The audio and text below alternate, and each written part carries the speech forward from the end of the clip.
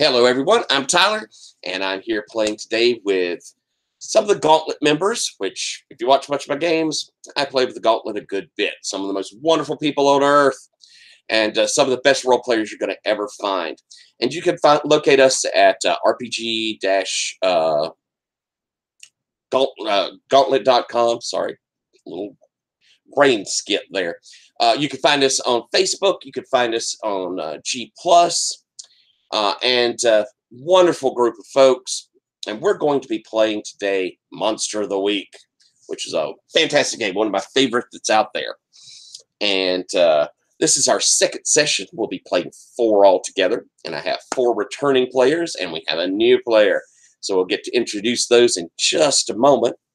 But before we start, I would like to go over that we have a couple of safety tools. Number 1, we have the Gauntlet inclusivity policy, which boils down to mostly we're all friends. We're all here to support each other. We're coming together to, encourage each other and make sure that this is a fun experience for everyone. It also means that we have the open door policy if something happens, or if you're just not having fun, there's always the chance to leave. Hopefully that's not going to be the case.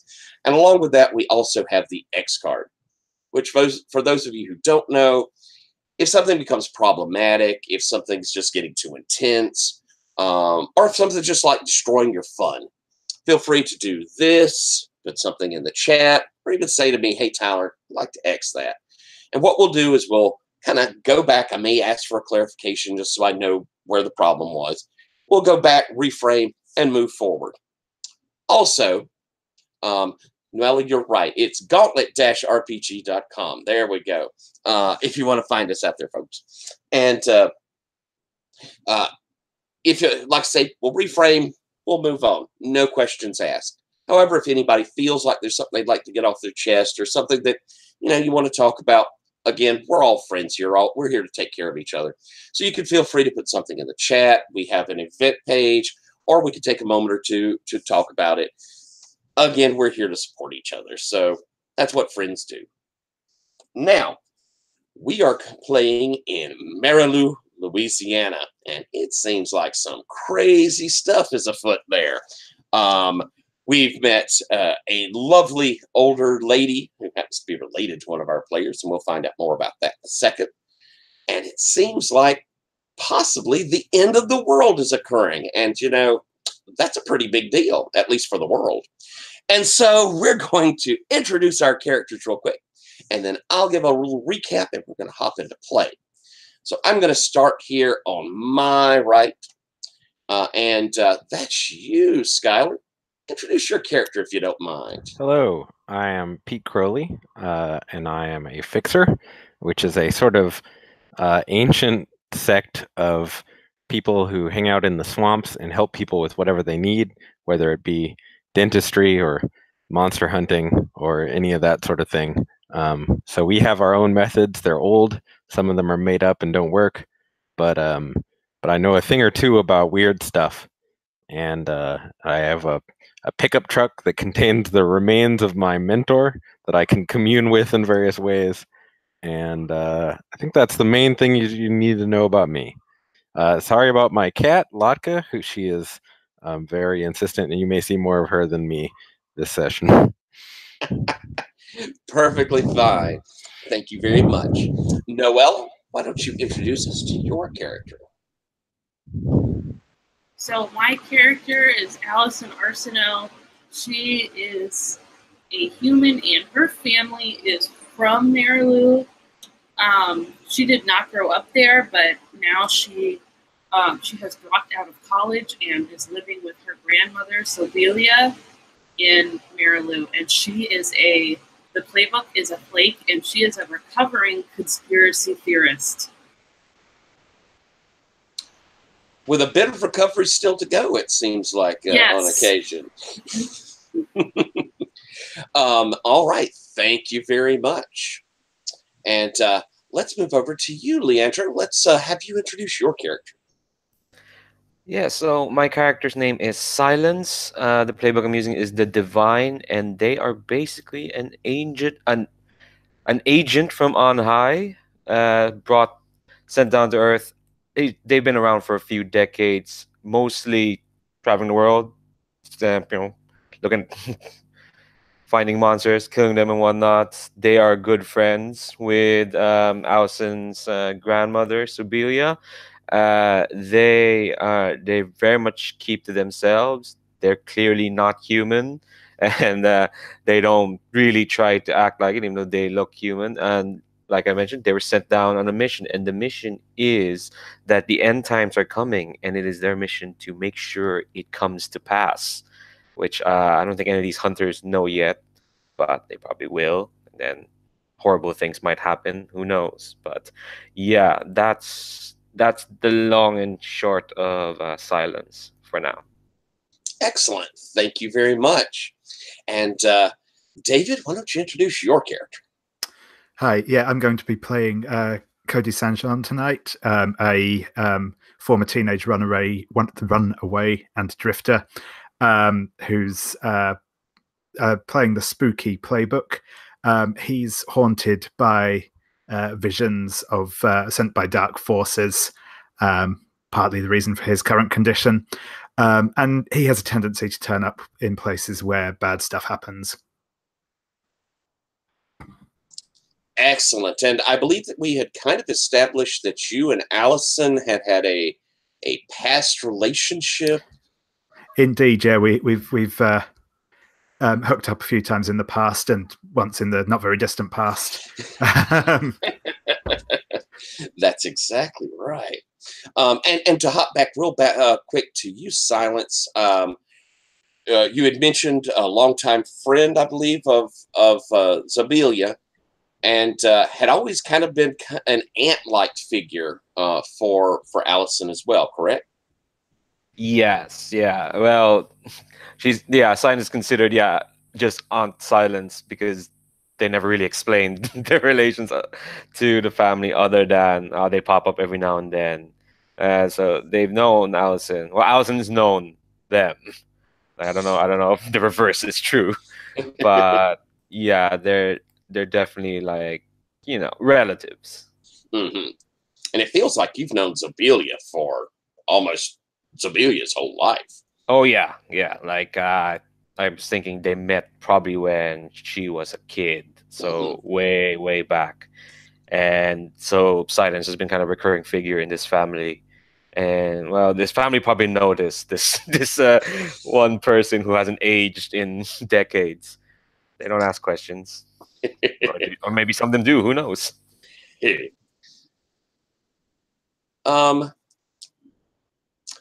Noelle mentioning says we're off here. I'm showing live, so I think I'm on. But yeah, because it has me the thing of stop broadcast. So I think we're on. And now, Ibars, why don't you introduce our character? Okay, hello everyone. My character name is Turner McCoy. He is a mid-30s, average-looking man. I have a picture of him if you want me to share, of course. Okay, just hang on a second here. Let me see. Okay. I don't think I can share it with here. Anyway, I'm gonna share it next time. So he is a crooked playbook. So he's a fixer. So I had imagined that he has some sort of a boat that he uses the swamps to get illegal goods, either drugs, medicine, weapons to these parts of the town. Yeah, that's pretty much it. So you're from Marais. You've lived here all your life, or are you kind of a transplant? Did you move in at some point during the course of your life? I think he has come here during the course of his life, probably like 3 to 4 years ago. Okay. So I've been around a while, but certainly not a native. Exactly. Excellent. And what we're going to do here in a moment is we're going to set up some bonds for your character with everyone. But I'm going to do a recap real quick first so that we can kind of give you a little context to work with. Marais, Louisiana is out in the middle of the swamp. I mean, it is out there. The nearest major highway is 10, 12 miles away, and all that's there is just a truck stop. Once you get to Marais itself, the town is rather small. Maybe a dozen buildings, you know, the hardware store, the bar. There's a newspaper for the town. And then there are people who live on the outskirts out amongst the swamp, and they scrape by a living. Some of them are lucky enough to have some high ground where they farm. Others just kind of live off the swamp itself. There's everything from folks who go out and do gathering herbs that you can get in the swamp, and then they'll go sell them. There's always a market for strange swamp herbs down in New Orleans. Some of them do trapping and hunting out in the swamps. Snakes and alligators can be sold for people make fashion out of those things, that sort of thing. And of course, gator meat is honestly, people eat it. It is expensive, I know, because I work as a chef and we have to buy alligator, and it is really pricey. So you can make a pretty good living off of hunting alligator, and it is legal to eat wild alligator. And so they go out and hunt, and they could sell the tails. Most of what you get, though, is farm raised, but they do sell what they catch out there. And of course, there's fishing and tours, and you get folks who like to do those adventure tours. A few of those folks will pass through Marais. They're always looked at with a little bit of suspicion. It is a community that is fairly insular.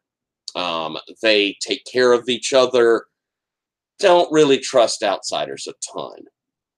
And there's almost this feeling of time having passed Marais by. The people that live there come into two sort of categories. Those that grow up and leave, and they go off and, you know, go to university and make lives outside of it. And those who just stay their whole lives and really very seldom will travel further than 100 miles their whole life. Now, here lately, in the last few weeks to a month or so ago, some of the families out in the swamp had stopped coming into town. And most of them would come into town to get supplies, to pick up various things. People stopped hearing from them. And one of the local reporters for the Marais Times had been picking into this, and we had heard a little bit about her, but we haven't met her yet. And so that it had gotten out that these families not hearing from them, people go to their places they live and no one will be there, whether they're out or something has happened to them. People aren't finding them. They're also talking about strange sounds and lights that they see in the swamp. Now, the swamp's always kind of scary. Even for people who live in it, it can be a frightening, disconcerting place. And there's always strange lights that you'll see, swamp gas and that sort of thing.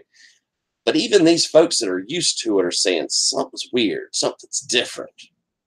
And so last time we had our 4 investigators come together. We had Pete, who in his job as a fixer had gotten kind of that mystic feeling that he was being called, and had come into town and picked up an old acquaintance who was... So to clarify, I think that mine is like capital F Fixer. That's the name of my sect. I think that I didn't realize that Fixer was one of the jobs that the Crooked could have. So that is, I imagine, a slightly different thing. Right, because you are an initiate. So, oh yeah, I yes. forgot to mention that. Yeah. Right. That is the order is the Fixer, and had come by and had picked up Cody, who they had known each other a little beforehand, and drove on into Marais, heading towards Zobelia's home, which Pete knew Zobelia and had been informed that the sign had gone up for the fixers to come dropping by. We'd also had Silence, had been in town for a few weeks, sensing something was odd, and had a few times visited Zobelia, and was coming in to speak with her again. And Allison, her granddaughter, was there at the house. And so as all four of them had come together, we had heard that Zobelia was sick, and she has cancer, and has not been doing well. And once everyone was there, she had sort of talked to the group that be welcome. Come on in. It's fine. You folks can stay here. It's all right. And had made sure that Allison had given them something to eat. Then it kind of held Silence back a moment and said a few kind of disturbing things about what's going on out in the swamp, that something is up, that there's something moving, and that she'd seen the vision of a ghost at the end of her bed, and suggested maybe going out to Carl, that was his name, his shack out in the swamps. And so after spending the night at Zobelia's home, everybody had piled into Pete's truck and headed off towards the swamps, where they'd gotten a boat and poled their way through the swamps over to Carl's cabin. Arriving there, they had found Carl not in very good shape.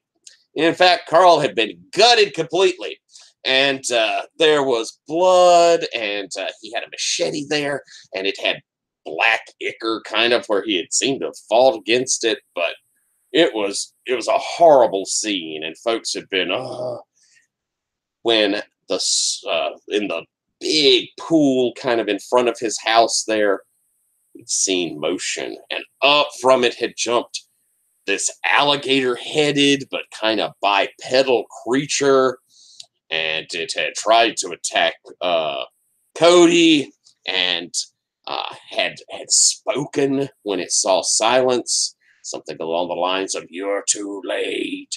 And Silence, in rage, had drawn a flaming sword and just hacked this thing. And as the gore flew, it said, "Angel, you will not stop us. We are Legion." And it sunk back into the waters. But Silence was pretty sure there was still some open portal, some gateway that was still open beneath the waters there. And that's where we had ended. So I'd like for us to set up bonds real quick for Turner McCoy. I'll have to keep that in my mind. Turner McCoy. So set up some bonds for you, and have everybody do some bonds back. And that's actually called history, I think, on your playbook. So, Ibars, why don't you go through your history questions, and we'll assign or ask for volunteers from each of the party for that. Okay, I'm gonna choose at random, if that's okay for you. Okay, so this hunter knows about my criminal past. Tell them what crimes they saw you commit. So which one is upward? Yeah, who thinks that's a good one? I think it might be good for Allison because I live here, so I might have known him. So that brings up the question then, what do you think the people of Marais think of a smuggler, Noella, Allison? Is it something that they go, again, these are folks that don't always cotton with the law. So, what do you think the opinion of the town is? I think as long as he's not doing anything that's hurting people that they can see, like it's not like knocking off anyone or stealing stuff from people in town or in the swamp, I think they're generally okay with him. Okay, cool. And Ibars, when you say you're a smuggler, what is it that you're smuggling? Is it are you doing like moonshine, which is illegal liquor, Is it drugs? Is it guns? What do you think you're smuggling? I think Turner smuggles anything that can have a price tag on it, and pretty much illegal. Mhm. I think moonshine, drugs, could be hard drugs in it, Okay. and of course guns. I'm thinking like heavy caliber, automatic weapons, sort of thing. Excellent. Okay. And Probably ahead. Russian import, you know. okay. And I'm guessing, though, not like human smuggling. You probably aren't doing something as awful as that. You're stuff that doesn't hurt people, right? I mean, human smuggling, no. But if anyone wants to be out of this town quickly, without any sort of interference from the local authorities or any families, I can do that, I guess. Is it possible, too, that maybe like people who are trying to immigrate here illegally, but, people trying to get away from Cuba or people coming from South America, you've smuggled in folks that way? Or Exactly. okay. Definitely. Excellent. Okay. So how about a second bond for someone else? Okay. Let's see. This hunter is my younger sibling or child, which means possibly adopted. You look out for them. That's Maybe a sibling. That's an interesting thought. Anybody want to jump on that? Depends on how old you are, but we could be related in some way. Like a distant cousin or something like that? Yeah, that sounds good. I think that works really well because, despite the more legitimate role of the fixers, it's still a pretty odd job. Mhm. So are we going to say cousins? That sounds like what we're thinking. Yep. So Pete, what do you think of your smuggler cousin? Well, I was looking at my bonds and I was trying to figure out what I would do back. So I was actually thinking, so one of mine is actually that you would be an ex-member of my sect, but we're still friends. And I was going to ask why you got thrown out, with the idea that maybe it was, well, you can come up with that. but does that work for you? Sure, but what was the rules of your sect? I would imagine, well, so the reason that I was thinking was just that you, like, maybe the business you were operating was not up to our ethical standards in a certain sense. Or maybe you even were using that as an excuse to smuggle some weird stuff. So I imagine you didn't get too deep into it, but we sort of were associated, and then maybe like maybe we found out you were running AK-47s and distance ourselves a bit from you. But It can also be that since I smuggled drugs before, a member of the sect could get killed before it, and I could be, banished from the sect years ago.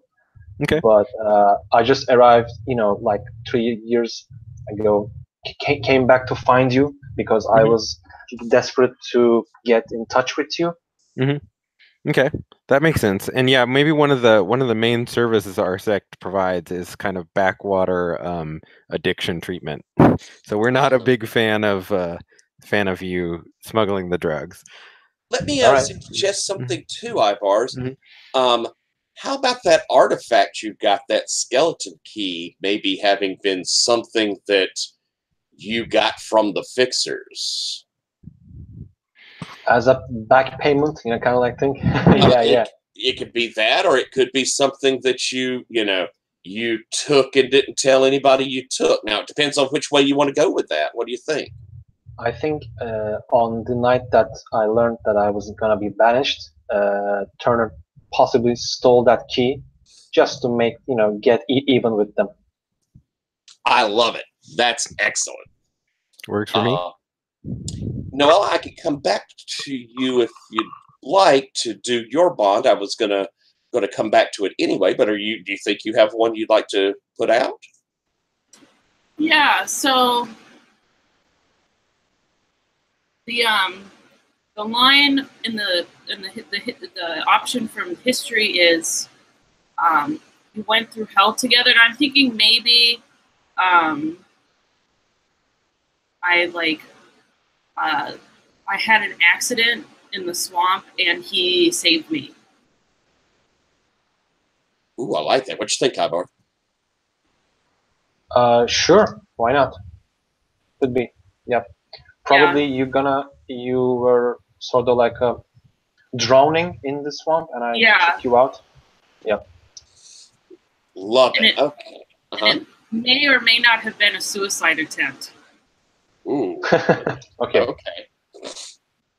Okay. Ooh, that's grim. I like that. Neat. So that means that there's probably let's define then how you feel about that, Allison. Is there a certain feeling of like debt that this person saved you? Is there a little bit of resentment that maybe what you were trying to do, they stopped you? Is there relief that they stopped you? I think all of the above. Excellent. And let's see. Let me ask you then, Turner. Do you have any suspicions that this might have been something Allison was attempting to do to herself? Or do you think that you just you saved this girl and you don't know that? I think I just saved this girl and I don't have any idea about her past. She was just being helpless, and I just helped her because I felt it was the right thing to do. Excellent. All righty then. So next bond from Turner. Okay. This hunter worked with you on a semi-legal or illegal job. Work out what it was. Who's up for it? That sounds like Cody's. Yeah. So, I mean, yeah, Cody sort of has bummed around much of the state. Works as a street hustler. Would have a drug dealer in the very casual sense of the word. So yeah, I think we could definitely have worked together in the past. Do we think? I'll ask you this, David. Do you think that this was somewhere outside of Marais? Probably, yeah. I don't think Cody's necessarily been to Marais before, so yeah, I think probably in the vague vicinity, but not here specifically. All right. Well then, Turner, do you think maybe that you met Cody, like say New Orleans? Think that would have been somewhere you worked before? I think I have worked with Cody in like a remote fishing village. Could be like that. And I was again smuggling the goods, and he was the man on the street. So basically, I delivered the goods to him, and he offhanded these merchandise to diverse people. And we're gonna split the share like 60 to 40 or 70 to 30. Yeah. Love it. Okay, yeah, that's fantastic. And there are tons of little fishing and shrimping villages all along the coast there of Louisiana. And again, Louisiana is kind of known for people not always being as concerned with the law. There's a long tradition in Louisiana of a bit of underhanded work. So that works perfectly. That's excellent. And your last one there. Okay. Let's see. This hunter saved your life when a monster had the drop on you. Now you owe them one. Yep. Yeah, that seems very forward. I think it's probably near Marais, since we're making that the center of evil. Well, not the center of evil, but a center of evil. And what's a routine job that Turner, something simple that maybe he dropped his guard on? I imagined that Turner had a night out drinking, and he was near the bayou, the swamps, and a thing attacked him in the middle of the night, and you saved him. And when he woke up, the creature was either defeated or gone or extinguished. And It was basically, beheaded. yeah, okay, nice, clean. Okay, and basically when he gets to his senses, you told Turner that you saved his life, and he owes you one because he was completely defenseless. Drinking, probably high on drugs Yeah. or stuff. Excellent. Yeah. What do you And, think, Silence? What do you think this creature was? I was imagining, unless there's a more imaginative reason. For now, my placeholder image was literally a creature from a Black Lagoon, All right. that sort of thing. Yeah. And Except so it- something definitely supernatural. Yeah. Yeah, something clearly supernatural. And And Turner. Turner Okay. would know. Sorry, go on. No, you go on. Yeah, I was going to ask Turner, do you think that you saw that it was something supernatural, or do you think that, like, after it was killed, it had, turned to goo, or Silence had thrown it back in the swamps? Do you think you know that it was something supernatural? No, I don't think No. that he knows anything about supernatural. He just sees some charred corpse, and basically he thought that it was someone from his past, like someone he has wronged, and this dude came to save him out of nowhere. He might have a glimpse of his sword, but he doesn't want we to. Oh, Yeah, sorry. we describe the sword as literally a gout of flame. So it's not Oh. it's not a flame sword. It's a flame. But Probably he could have seen the hilt, the hilt of the sword, and he doesn't want to ask any questions to a stranger with who carries a hilt in the middle of a swamp. maybe Yeah. even like Where's a drug-addled memory of that flashing light, but not sure what it was. There, that's a cool idea. And you were saying, Leandra? No, I'm just saying, like, because Silence would look really out of place in Swamp because they wear a pristine suit and sunglasses in the middle of the night. Excellent. I think that's fantastic. Why don't we go ahead and, Leandro, and then I'll get you, David. Why don't you give a bond back, Leandro, for Silence?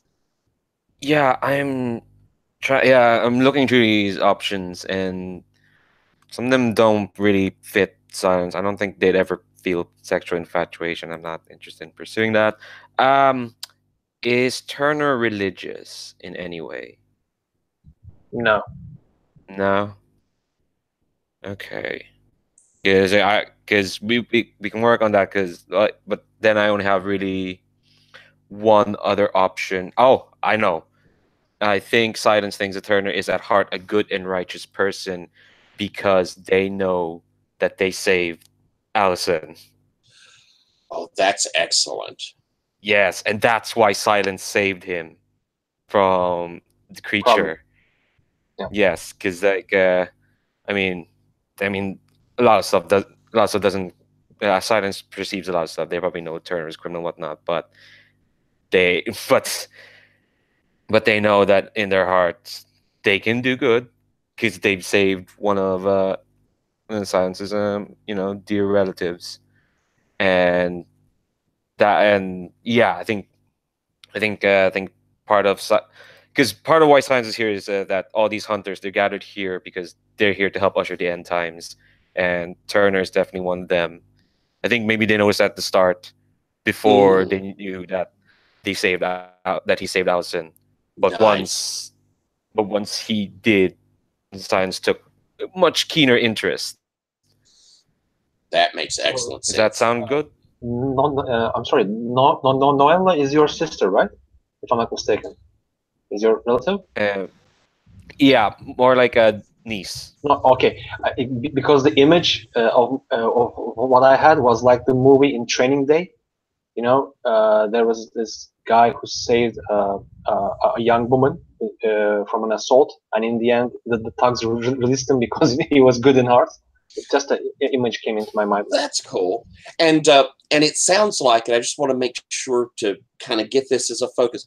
Sounds like Turner is like deep in his inside of is a good person, right? Yep, exactly. Okay. All right. Excellent. David, how about a bond to give back for Cody?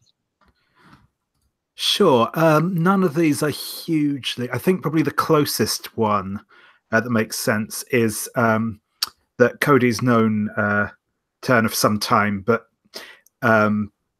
since my powers manifest, I keep them at a distance emotionally. I think I'm going to tweak that slightly because he's had his powers for, as it were, for as long as he can remember, really. So it's more they probably have worked together a few times in the past, but he's the reason he's kind of never settled down into like a proper working relationship or whatever with him is because of the way his powers affect him, and that sort of kept him on the move. And yeah, that's why he's never sort of deepened the connection between them, either sort of personally or professionally. Gotcha. So kind of kept him at a distance because of the manifestation of your powers. Yeah, that's right. Yeah. Okay. Sound good with you, Turner? Sure, no problem. Considering you've had that, the encounters a little bit with the fixers, but you've said you don't know much of the supernatural, do you think that you noticed anything weird about Cody? Or do you think that you just saw this person that, passing the drugs off to someone that was a business relation? I think he doesn't give importance to Cody's little quirks and tips. To him, it was just a person who was just going to offhand the drugs. I think the Turner doesn't have any clue or doesn't want to be seen with anything supernatural, because deep down, he's a good person and he's kind of like this grown-up kid who's still afraid of the dark, and he operates in the dark as a the difference kind of thing. I hope I can explain that. No, that makes sense. That's really good. All right. And I love your picture. That's a great picture. Thanks. So, sounds like we've got our bond set up, and we're going to hop in. I do want to remind us real quick, we had some lines and veils that we put in place. So I'm letting you kind of know these eyebars, and if there's something you'd like to add as well. We've said that we don't see a reason for sexual assault. So that's one of our lines. And we're kind of veiling abuse of the helpless, abuse of like little children, those sort, and I kind of slid it over to the helpless because, in my mind, I played a game not too long ago where we were in a school with teenagers, and they're 16, and people were like, well, is that a child? And I think the general thing was, oh, they're teenagers, screw them. And so I kind of go into the idea of, once you get to 16 or 17, it's a little different than someone who's 10 or 11. There is really, the problem comes down to helplessness and no ability to have recourse. And so in that same vein, it would be someone who, due to some handicap or due to the situation, is unable to have agency and is helpless. And I just don't think we could, we need to, I'd like for us to veil that as abuse on those sorts. That just always comes to a bad place for me. Is there anything, Ibars, you would like to bring up? No, those sound like it covers you. And just to open to the table again, anything I missed in that or anything anyone wants to say for lines or veils? Again, if anything comes up, though, we always have the X card, and we have the safety tools in place. Do feel free to use them. That's why we have them. So let's hop in. We had just had this horrible creature come up and attack, and Silence, you had dispatched it, but something still evil and lurky under the water. You feel that that gateway to the infernal. I'll start with you. What are you doing, Silence? I'm first going to turn to Allison and try to heal her wounds. Excellent. And you have a move for that, I believe, right? Yes. Lay on hands. Your touch can heal injury and disease. You lay your hands on someone, hurt roll plus cool. Okay, so I'm doing the first roll of this session again. Last time it didn't go so well. Here's hoping.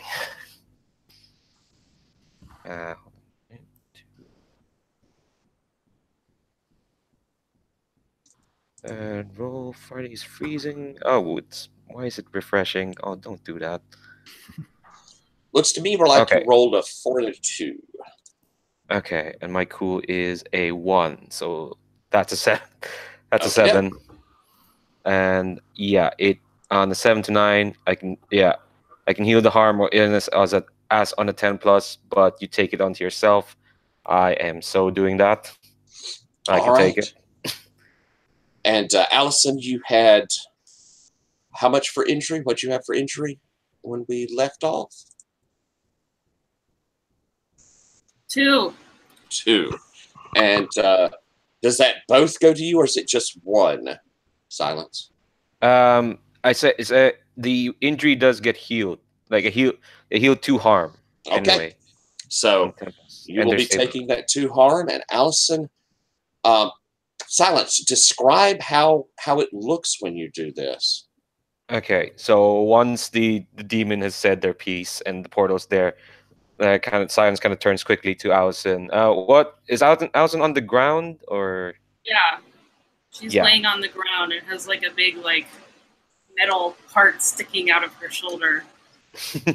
I think Silence kneels down in front of Allison, and without even saying a word, just kind of like one hand on shoulder and another hand kind of pulling the rebar, but you can't feel it because there's a warmth. There's like this very, very soothing, calm warmth that means you can't actually feel the rebar coming out. And once the rebar is out, kind of like the flesh knits itself back, and then there's a kind of not in the same place because you can't see it because they're wearing the suit, but kind of like a scar starts blooming on Silence's neck. Kind of like, yeah. Oh, love it. And Allison, what does it feel like when this happens? I think, well, the spot of the wound is warm, and I think she gets chills down the rest of her body, and I think she's kind of still like in pain from being in pain for like the few minutes before, but she's kind of like startled. Excellent. And I'm going to ask you, Pete. There's a lot of distractions, but you see Silence move over there and do this, or do you? Do you notice Silence go over? I think that I have a note in the back of my head that says to ask some questions about the flaming sword, but I am concerned because I handed my shotgun to Cody and then they went in the water. So I'm wondering what happened to that shotgun. Ooh. Well, then that's why don't we find out, Cody? What happened to that shotgun? Did you try to save it? Did you try to drop it? And if so, we can do an act under pressure. Or do you think it just went out into the water? I think he made an effort to hold on to it, so I can do an act under pressure if you'd like. Yes, please.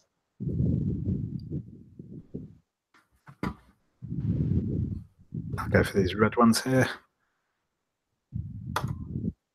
So that's I've rolled a 10. That will be a 9, I believe, because my cool is a -1.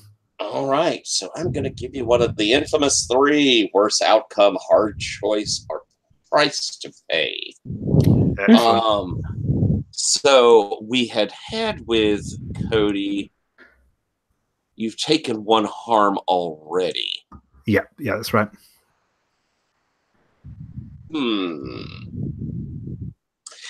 I'm going to give you a hard choice here. You can manage to have saved this gun, whether you tossed it into the boat as you were falling or whether you dropped it back behind you.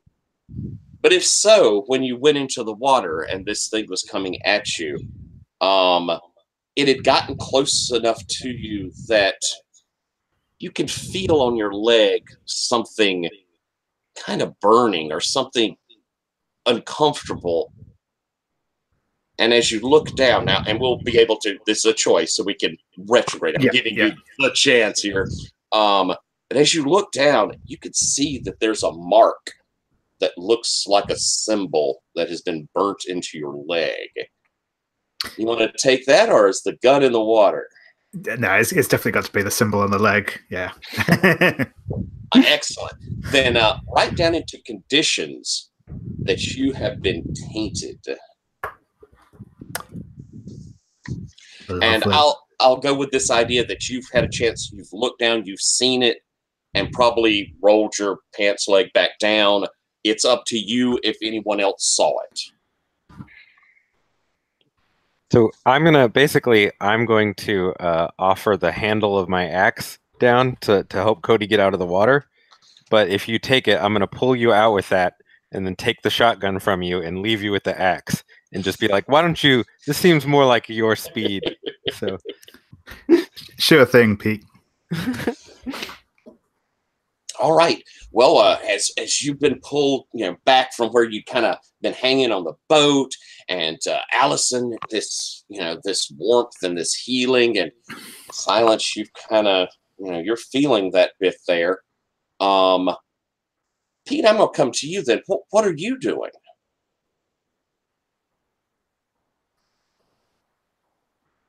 Pete. Sorry, I heard a different name. Pete, let's see, what am I doing? I'm probably going to, I don't know. I think I would be poking around, and maybe I would be talking to Silence and asking about that flaming sword. And I was like, that's a handy trick you got there. Can you do that anytime? Yeah, so I'm just gonna ask, if he could, or they can do that anytime. It's my tool. Well, it does seem handy. Are you an angel? Sorry, say that again? Are you an angel? Ooh, just ask it straight out.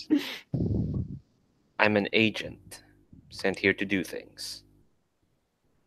What precisely is it that you were sent here to do? Just wondering.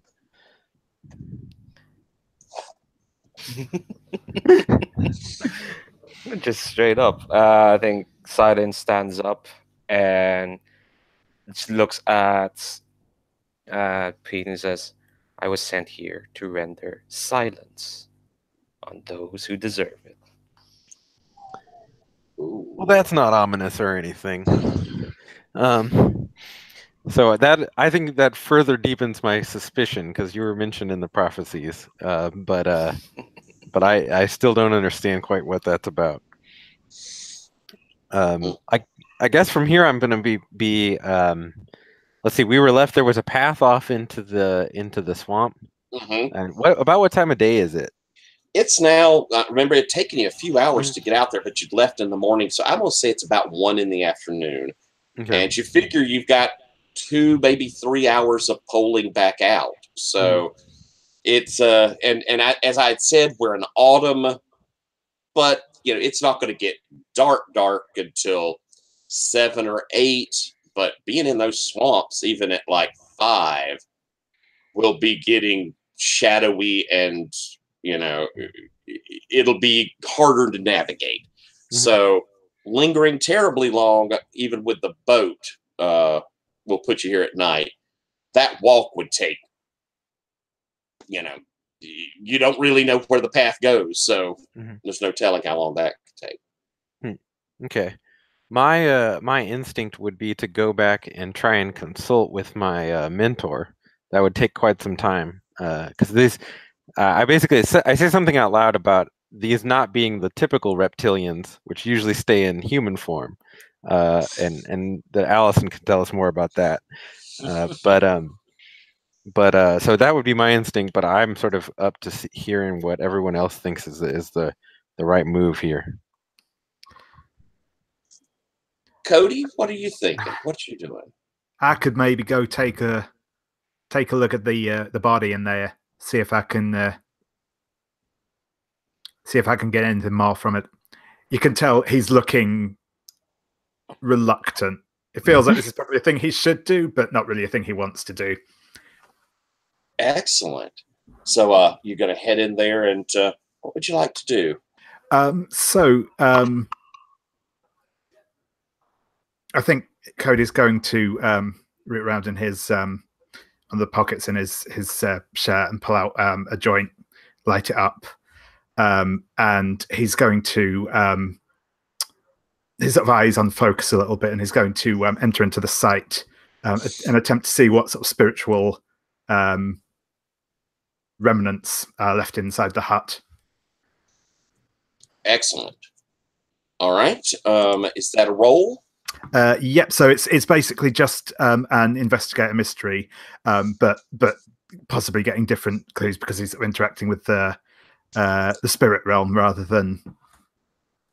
Cool.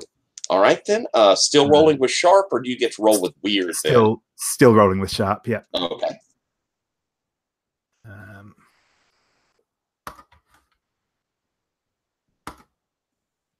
So that's a 9. That goes up to an 11 with my sharp. All right then. So that gives you 2. Cool. I just need to get the move up in front of me. Okay.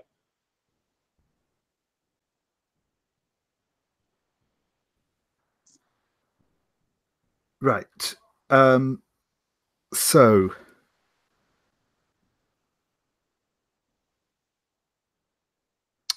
I think we obviously know what the outcome here was, but I think I want to know what actually happened here. Why sort of was the deal here sort of thing. So I'm going to ask you, how does this manifest as you're doing this? Are you do you see images of the past? Are you seeing through his eyes? What are you doing? I think it's probably a bit of a combination of, I maybe see, it was Carl's, wasn't it? Spirit lingering behind, or the remnants of a spirit lingering behind, sort of after image almost. And I can probably kind of feel the presence of the creature that was here as well. Excellent. All right, then. You see Carl. He's puttering around with his turtle traps. And you hear a voice. And you see Carl kind of look over. Carl, your time has come. The master needs you. He has purpose for you. And as he looks over, and I am going to add into our NPCs and places a picture here. Let me do that real quick.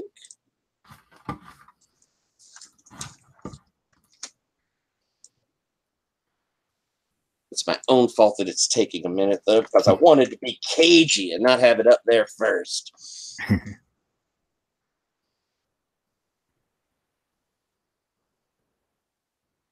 We see him look back, and that girl is standing there on the water beside his cabin. Do y'all see her there?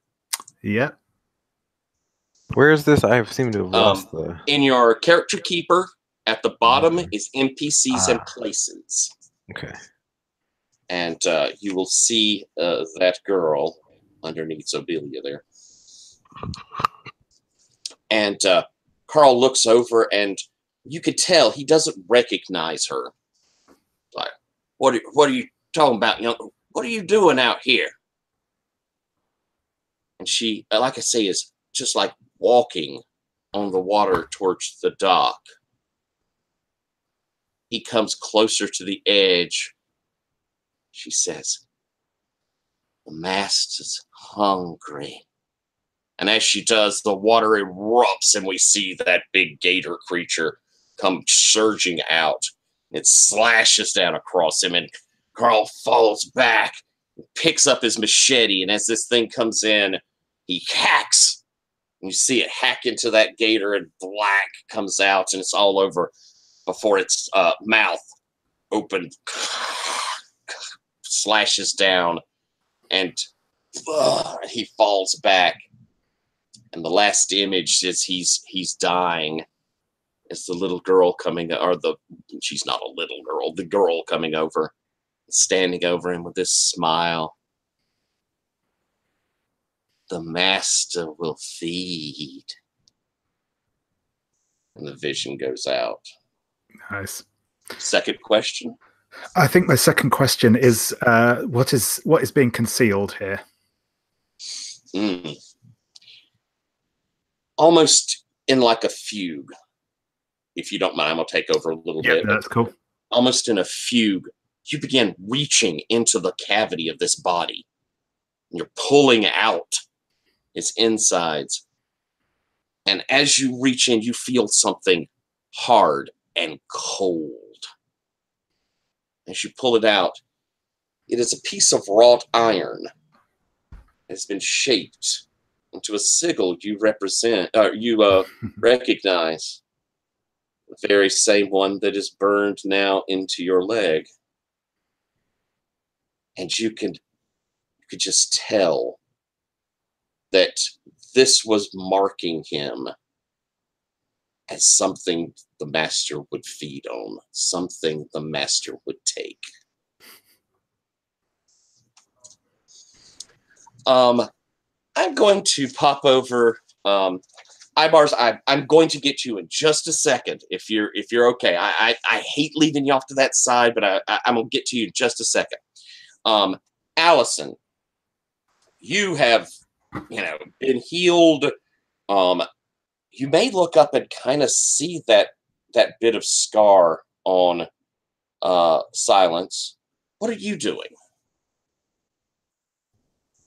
So I've sat up and I'm kind of like looking around. My shirt is still covered in blood, so I kind of look up at Silence and see the scar on their neck. And I think I kind of like reach up and touch it. And I'm like, why did you do that? Hold on, trying to think. I think kind of Silence reaches up and takes your arm off and is like, because it was a simple thing to do. There's no question in doing it. But now it's hurt you. Wounds heal.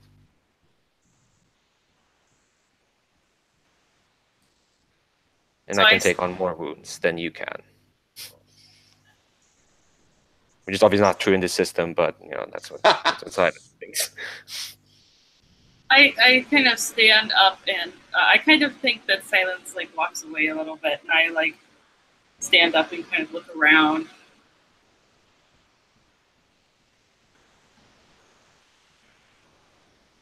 All right, and looking across this, and Silence again.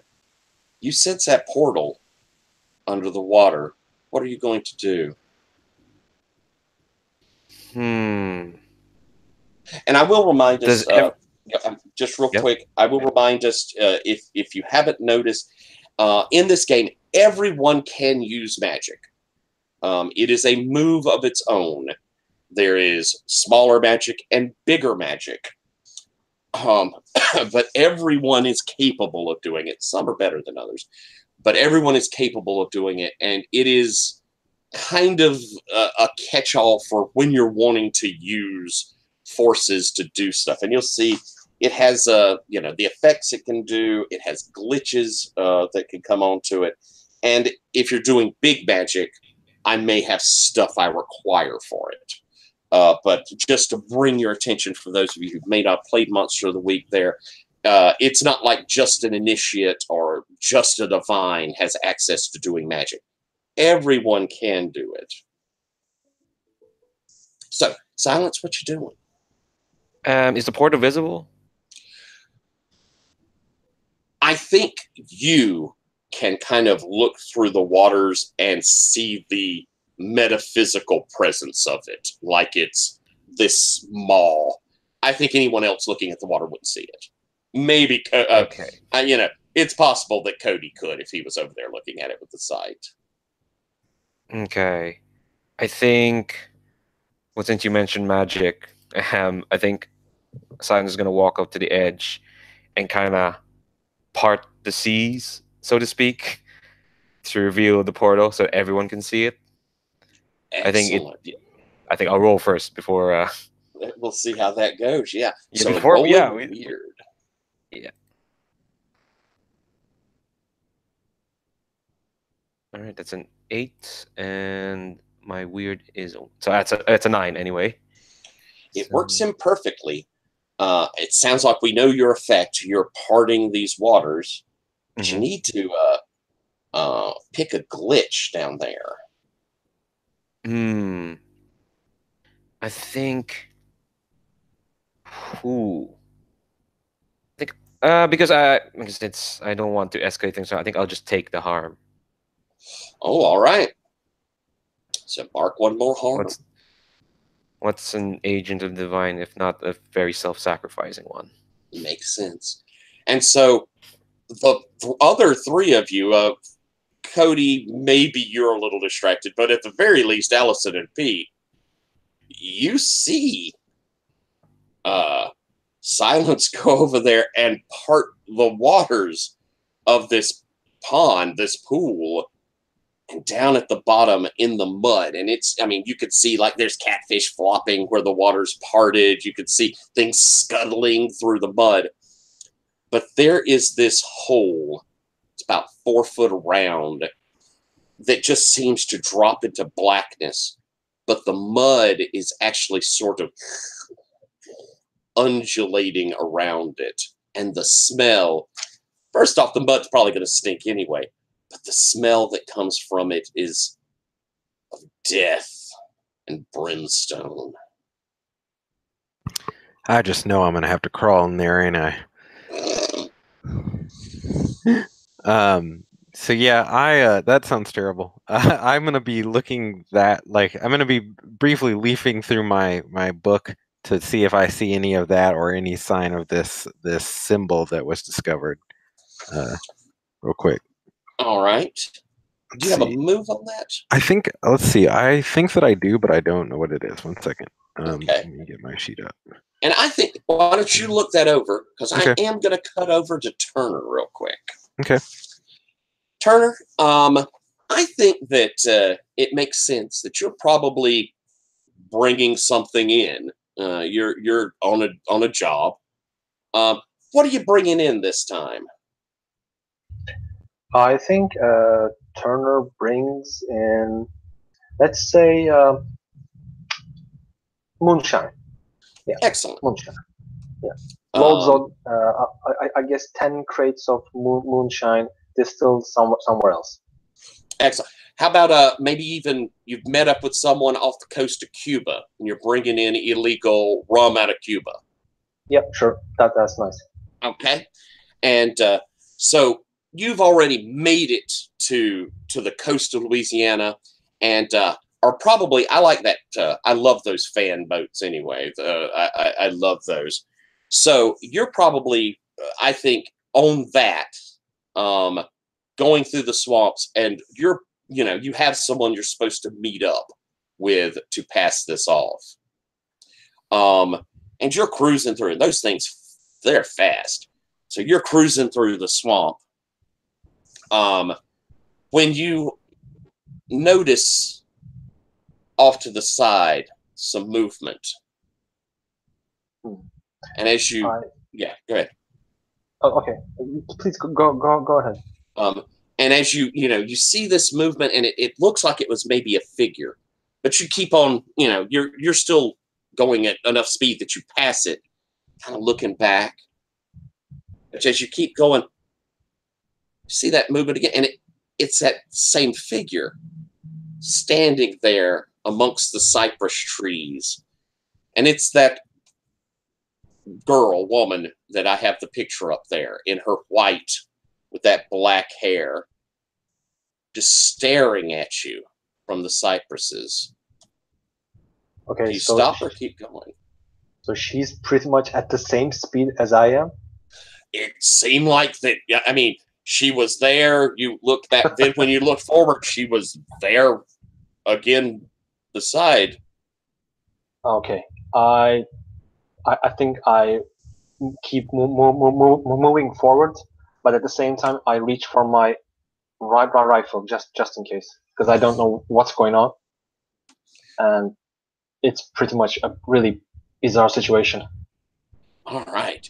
So you're cruising by. Now you've got your gun up. You look off to the left this time. There she is, standing on a little jut of the reeds, just staring at you. You cruise by her again. Yep, I keep pushing forward.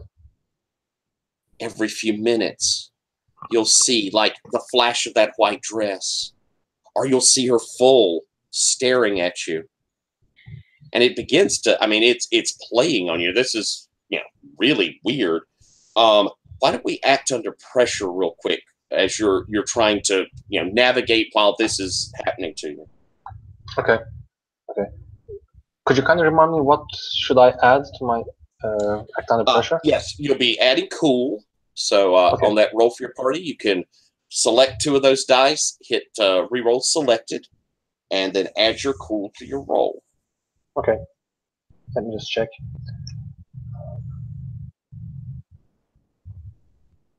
So it's 6 plus 1. What do you got? 13, if I'm not mistaken. Ooh, that's fantastic. I'll pull these down a little bit. There we go. That's an excellent roll. It Thanks. could not be much better. So, despite being distracted, you're moving through the swamp. It is, I would say that had things gone badly, you probably would have run into something, but you're scooting through the swamp with little to no trouble as that figure kind of just keeps popping to the side of you. When up ahead, you can see there's a cabin, and you see these people standing on a dock. And it takes you a minute to realize that the water in front of this dock just sort of drops away in this long trench. So, but with that roll, you're able to kind of slide, turn so that the boat U-turn, yeah. Yeah. So it holds up there. But even with that quick look across, you recognize, well, all of these people to one degree or another. You recognize them. Okay. I think once the boat is stopped or just moving very silently and calmly, Turner grabs his assault rifle and just advance very carefully to these four people and tries to get a glimpse of what's going on. How can these 4 people can be here at the same time? All right. So as Silence, you've opened up this thing, you start kind of hearing this buzz. Pete, you're reading through your book. As this buzz comes up, what's your book move do? So I can't remember if I've used this before. I have a thing called Fortunes, which is the sect has ancient prophecies or divination techniques to predict the future. Mm-hmm. And I can use them. I also have one that at the beginning of my mystery, I contact my sect and ask them for stuff. I think I used You that did the one. contact. Okay, so the so I'm going to use my Fortunes move, and I think it is just to read through my book and determine if there's any prophecies that are relevant given the new information that I have. Okay. Does that require a roll, or is that just a straight up? I do have to roll. I need to roll plus weird. Okay. Let's see. So Which I think you're pretty good at. Yeah, I am pretty weird. So I have a 2 weird, and now I have lost. There it is. All right. So I'm going to roll, I guess, these red ones. Let's see. And reroll selected. That is a 10 plus 2. I have a 12. Weird. Ooh, Nice. everybody rolling well. No XP, but lots of people rolling well. Yeah. So on a 10 plus, hold 3. So I can spin that hold to have a useful object ready, be somewhere I'm needed just in time, take +1 forward, or give +1 forward to another hunter, or retroactively warn someone. So I read up in my book and just kind of grimace for a minute and don't reveal exactly what I've heard. But at this point, I basically sort of look around and look up and see that we don't have that much time left, and so I tell everybody, well, I guess we got to check out this hole.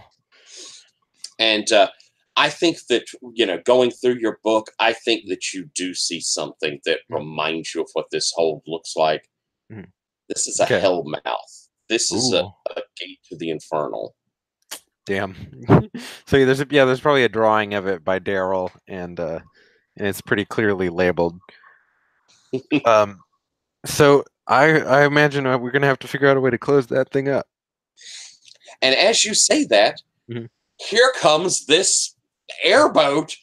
The water sloshes, and you look across, and you see, with an assault rifle kind of moving over the boat, coming towards the dock, is your cousin Tubby.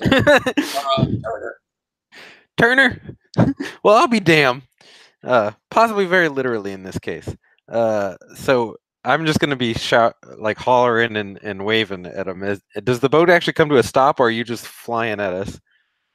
I think the boat has come to a stop and made a small U-turn, and Turner just jumps out in a careful way from the boat and advances towards you and say, "Cousin, what?" What are you doing out here? I'm minding my own business. Why are you here? Well, I'm not minding my own business, and it has to do with that. And I point at the hellmouth. Okay, and I kind of look at Pete and Allison and Silence. Can someone explain what the hell is going on here? And seriously. With that, Silence, you have parted the very brown sea, so to speak. But looking down at this, what are you doing? I think, I kind of I don't want to say read a bad situation, but I'm kind of ignoring the family drama because there's bigger fish to fry. Okay. And I think you certainly can read a bad stitch if you'd like here. And Cody, you've been back there with this body. Have you come out? And what did you do with that piece of wrought iron? Yeah, so I think Cody's going to have come out of the shack, not quite in a trance, but not far off. He's going to go up to Pete, hold out the sigil, and say, "I found this inside of Carl." And then he's going to hand it over and then go and throw up in the bushes. Yeah, I imagine that as you do that, I'm holding the book open to the page with the drawing of a hellmouth, and maybe it's something that looks a little bit like that on it, and I'm like, "Yep."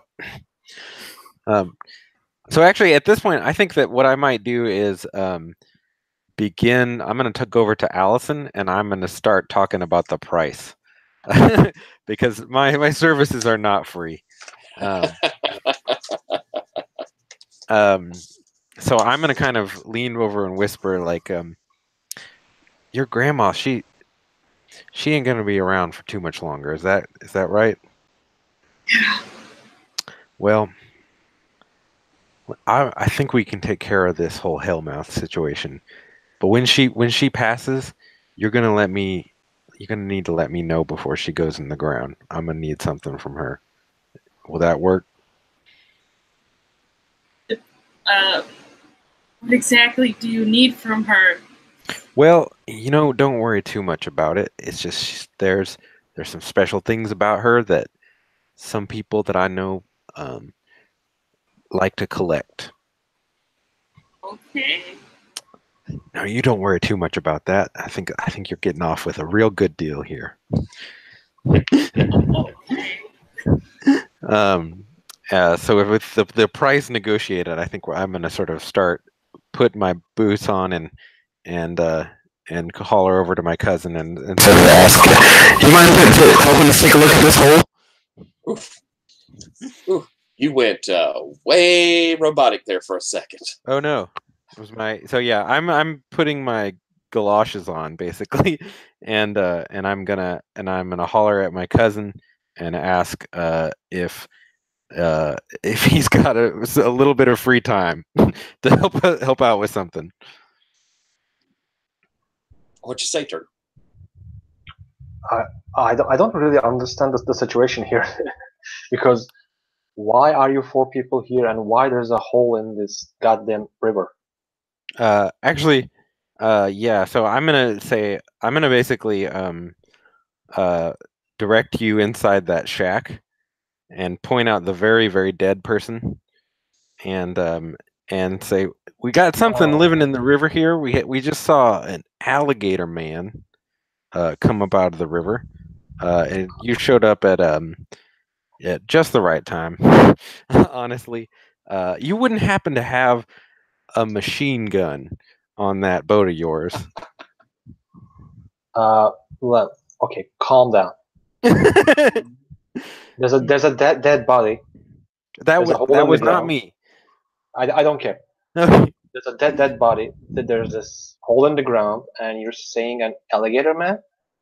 Yeah, it was an alligator, but it was also a man in a certain sense. It walked on two legs, and this here silence dispatched it relatively quickly.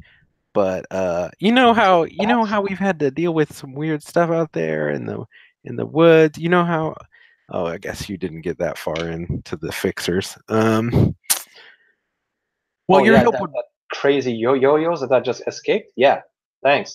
Thanks. Yeah, I guess I would appreciate you just helping out here. Actually, you know what? So I don't actually know how to convince you to help us out here, but I'm gonna basically be like, you know these backwaters pretty well. Have you been seeing anything weird around here lately? Yeah, there was this, well, goth girl who kept chasing after me while I was speeding on my boat, and she was not on a boat. Well, goths don't ride boats very much, in my experience. Are you Cody? Do you overhear that? Yeah, I was going to say at this point, I think Cody's going to be coming back. He's gone to wipe his mouth, realize that's a bad idea at the minute. And said, "Yeah, kind of look like Wednesday Adams only doing a Jesus impersonation." Yeah, something like that. Well, yeah, she was responsible for what happened in there. She didn't do it, but I think she was responsible. Well, she did that? She had help. Okay. All right. Yeah. Okay. Fine. So, what to do now? Well, I was thinking about poking around in that hole that you can see, and just sort of seeing what's going on in there. You're welcome to skedaddle if you'd like. I would recommend not telling this to anybody if you don't want to get looked at like a crazy person. But your services might be appreciated. Usually, I've never dealt with something quite like this before, but it does seem like the more the merrier. Let me do two things here. First, I know that Silence, you have a Rita Sitch that we're fixing to get a hold of. And I want to ask if you think, Pete, you're trying to manipulate someone to help you. We have a manipulate someone for a hunter. And it does something that I really like in a game. It does an ability to manipulate a PC, but it still gives agency. You get a chance to roll to see if you can convince them, and then they get the opportunity to say, yeah, I'll go along with that and get an XP, or say, screw that, I'm going home. Yeah. I guess I would. I'm trying to play it cool over here, but you can kind of tell that this is sort of my first real big assignment with my cult, and you can kind of tell that I feel like I'm in pretty far over my head. I don't really understand what's going on with these books, and I'm just sort of desperate for somebody to take the initiative here. All right, so let's have you roll a charm to manipulate someone, and I'll come back to you. Go ahead and roll it, and I'll come back to you. I want to hear, Silence, how did your read a sitch go? Oh, I've not actually rolled it yet. Hold on. Oh, okay. Go ahead and roll that, and we'll get it in. Yeah, it's let's see, sharp, right? Yes, sir. All right, it's an 8. So I get to ask one question. One question. There's no need to answer what's my best way in. It's in the hole. Presumably. And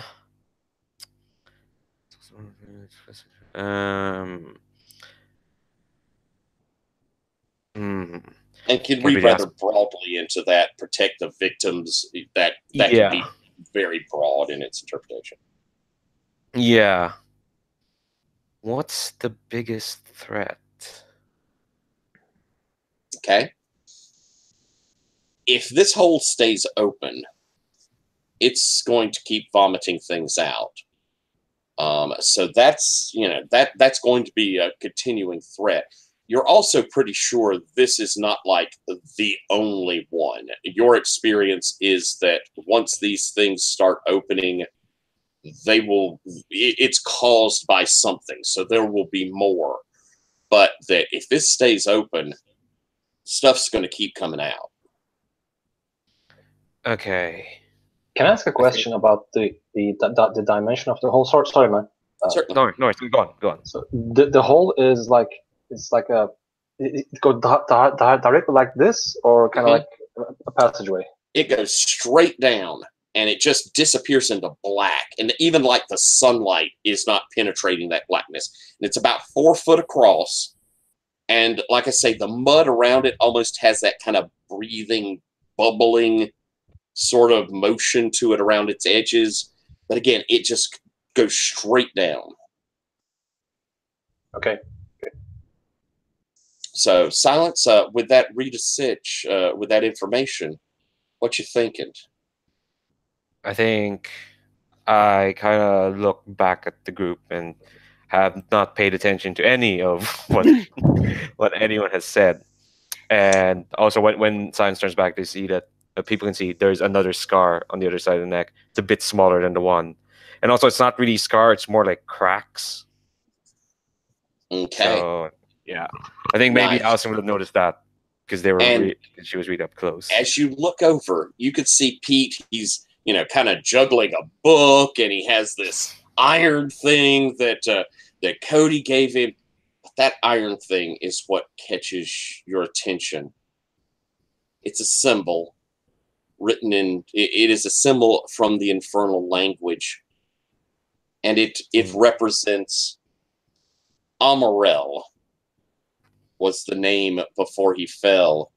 Darmath, once he fell, he was known as he who shadows the path. I'm going to hold you there. How'd you do with that charm roll, Cody? Wait, Pete? I'm sorry, Pete. Yeah, that was a 9. All right. This gives you the opportunity there, Turner. You can see your cousin is kind of, hiding it well, but is bothered and worried and really kind of wants your help. Do you think this is something you're going to do? Do you want to help him? Are you jumping in to help? Or are you thinking, okay, I'm going to get on my boat and leave these crazy MFs back here and go home? I think I'm going to basically help. Let me see. I'm going to basically help Silence because I owe him one. That's first thing. The second thing, this is pretty much a crime scene, right? Yeah. So there's a dead body, and all these 4 people probably touched everything and leave their fingerprints on it, including me. So Yeah, I think I'm gonna help them under one condition. We're gonna burn this place. All right, so you say there. You left Yeah. we're going to have to burn this place. You may also mark an XP because you're accepting when someone asked for your help, manipulated you. Mhm. So you can mark an XP, and I think we're going to take our break here as we get that statement out of Turner. I'll help, but we've got to burn this place down. Oh, I just assumed that would naturally come up. All right, then. Let's take a 5-minute break, and then we'll come on back.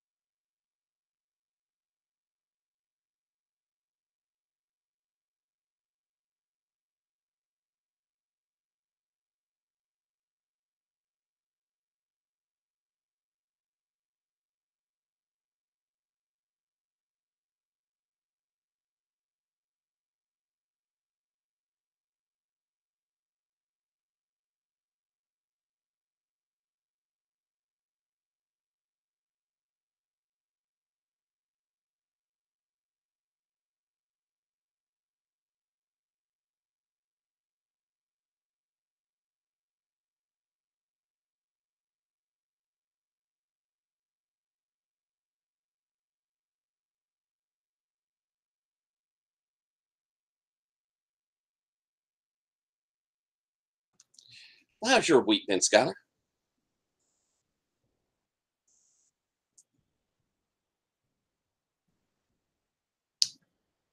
Hello, Noella.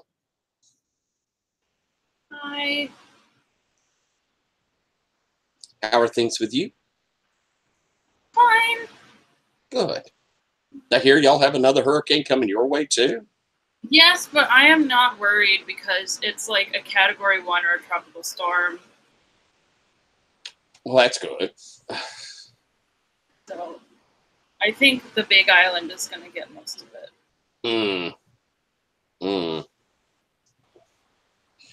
All right.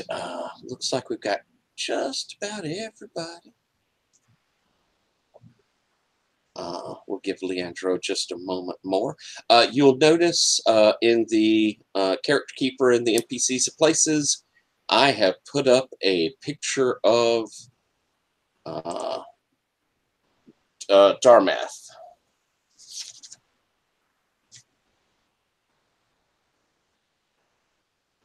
He seems nice. Fun at parties. His pubic hair is out of control.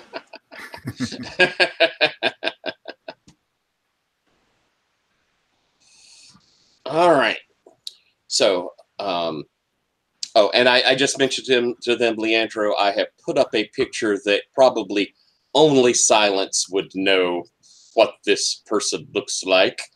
But in the character keeper and the NPCs is Darmath.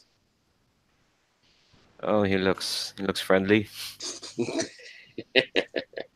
And so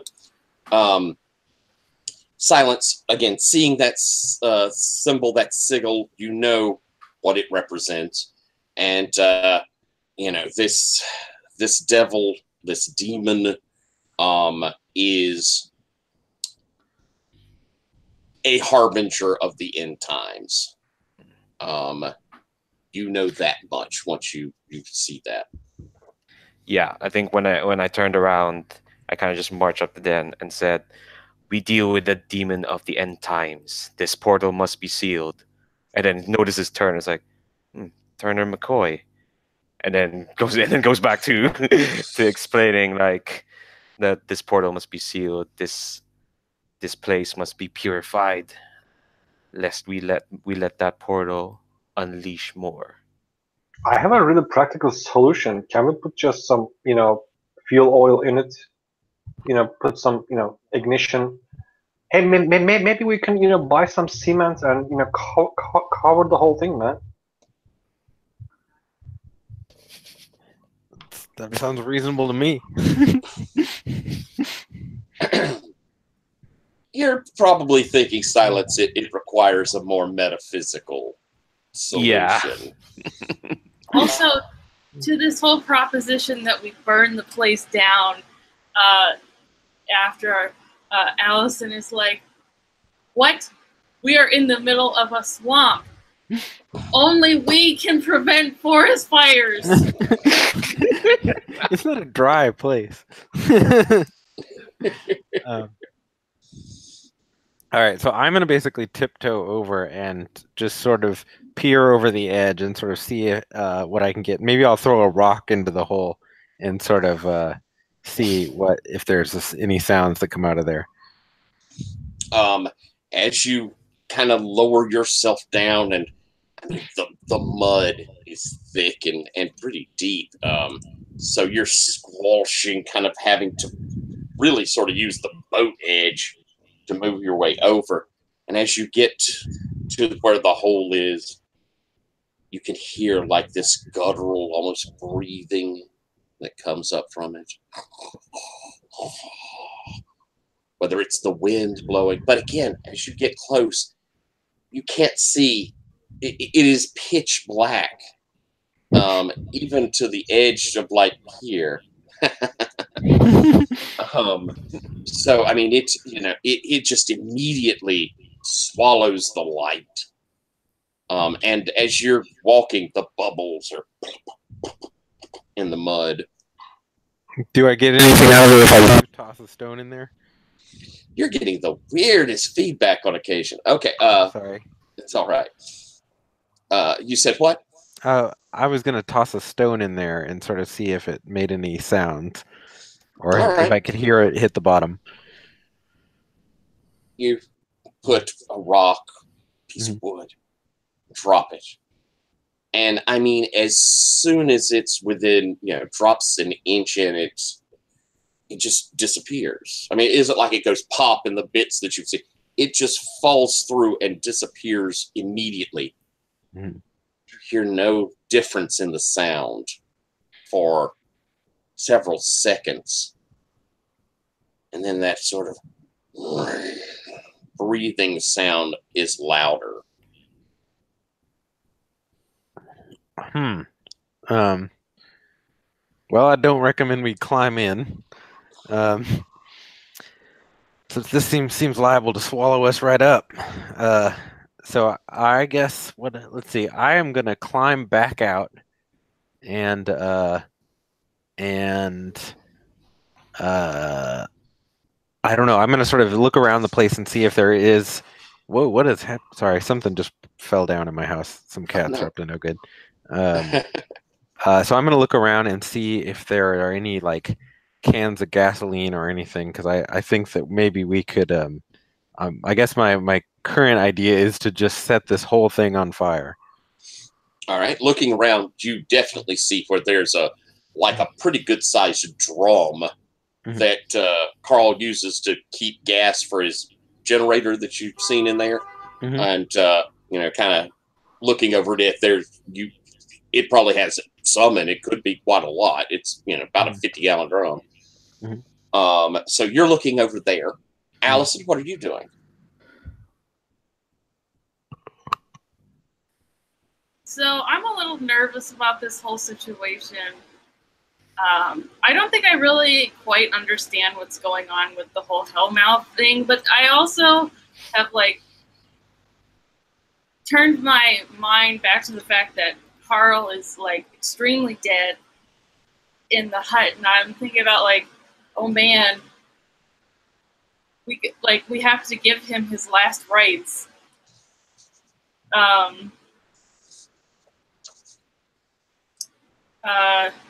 So I kind of walk back up towards the house and kind of look at him I don't know if we can bury him like this. Already a hole. We're not putting Carl in there. He was an upstanding Christian. Who was he? He lived here. He was an alligator hunter. He was a nice man. Yeah, and Turner, you could see where he's got alligator skins and snake skins drying around there. He almost certainly hunted here in the swamp, and that's how he made his living. Okay. Cody, what are you doing? You see Allison going over to the body, and she's saying this, but what are you doing? And of course, we've still got this miraculous splitting of the waters here in front of you. I mean, it's pretty freaking impressive. I'm going to go up to Silence. Now,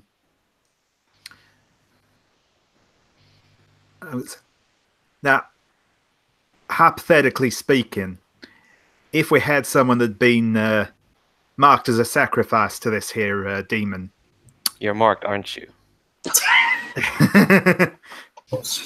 I mean, could we maybe draw it out and fight it on, well, as close to our terms as we're going to get? You're willing to put yourself out there in that dangerous of a circumstance, Cody St. John? I wouldn't go so far as to say willing, but if it needs to be done. That's magnanimous of you. And that's an action that must be considered. A mark like that doesn't rub off as well as you'd like it to be. So we might as well use it in the future in our terms. And And in my experience, those marked usually do not escape. But miracles do happen. But for now, we have this hole. Okay. And so you're kind of turning your attention back to it. Turner, you've given a pretty good suggestion of burning the joint down once everything's handled. And you can see now that Pete's moving over towards this gas drum and kind of taps it, and you can see it's probably got about 20, Pete, you would have tapped, and it's about half full. But Turner, what are you doing? I show my boat and say that, you know what, I got 10 crates of moonshine, high octane alcohol, easily flammable. We can use that, but I need money, right? Can't help you there. Anybody willing to purchase some moonshine for our purposes? We got there. Well, personally, Allison's family does not really have the money because that's kind of all gone to the cancer treatment. But she hears this and she's kind of like, well, there's alligator skins hanging around here everywhere. To make a penny off those. That's a good point. And as you pointed out, there's half a dozen pretty good sized alligator skins and all these snakes. It's hundreds of dollars worth. Is it is it comparable to the moonshine? You won't make any money, but it'll probably get you to break even. Okay. Fair deal. Maybe I'll offer to do you a favor down the line. Oh, okay. That sounds nice. Okay. Go ahead. All right. Take the crates. So I'm going to basically ask you to help me just sort of setting this place up so as to be very easy to catch fire in the near future. Okay. And we are, as I said, we're in autumn, so it does rain a good bit at this time. You have a nice accelerant, but you can feel fairly secure that because, you're talking moonshine and, high proof alcohol and gas. That's going to be a fast, very hot fire. More than likely, it's not going to spread. I may have us roll to see for sure about that, but you can feel relatively confident it's not going to catch the entirety of the swamp on fire. So as they're setting this up, and Allison, it sounds like you're kind of making a point of we need to do something with Carl more decent. Cody and Silence. I think Silence asked a question to Cody, and it's like they look at the hellmouth, and Silence says, "That thing that crawls within you, does it not feel kinship down there?" I think you might feel something. What do you think? I've lived with demons all my life, Silence. It's always there, and yeah, it's definitely down there too. Does it call for you?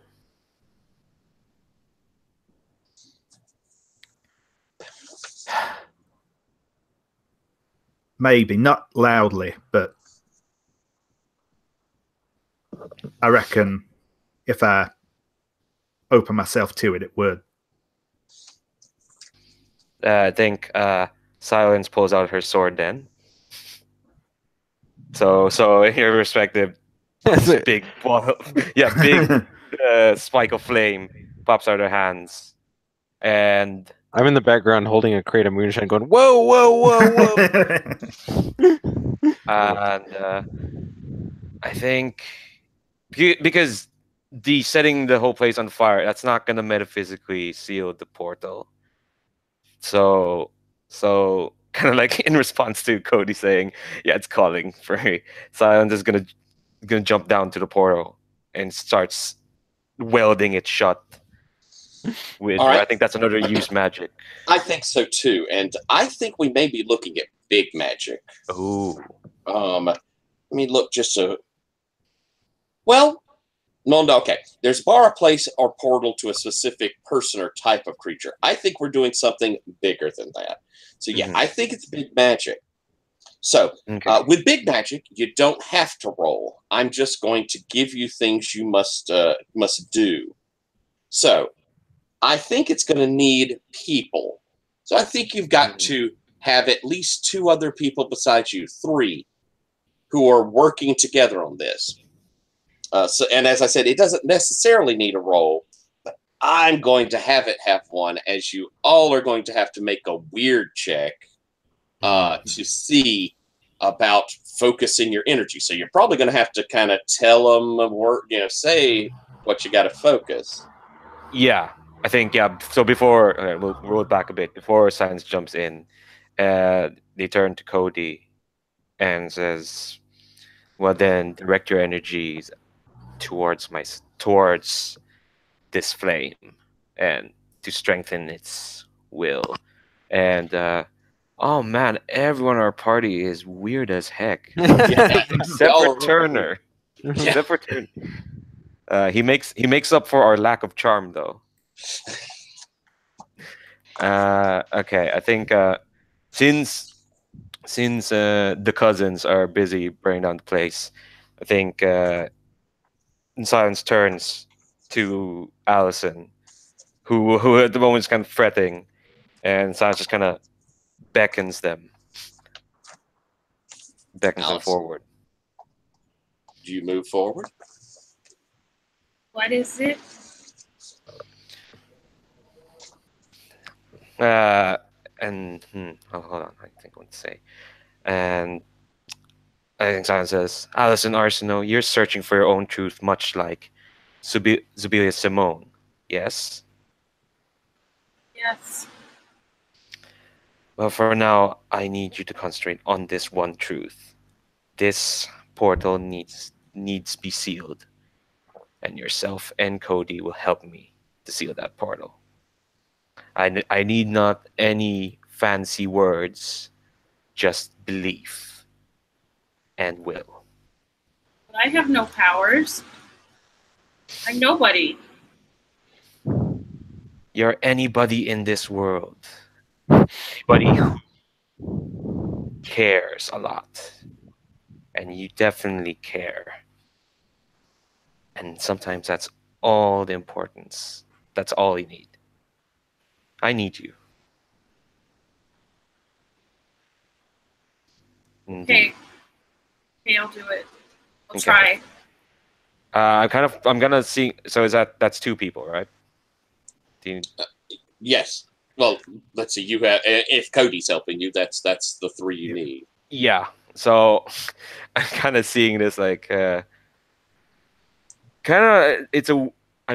seeing this in a weird magical girl sort of way, where both their hands are on Silence's shoulder as they're directing the flame down to the portal. And I guess this is where we roll. Yep. So each of you will be rolling weird, and this is going to kind of go like it's a use magic roll. So each of you, if you want to go in turns, that's fine. So we could start, say, let's start with Cody and roll your Sure weird. thing.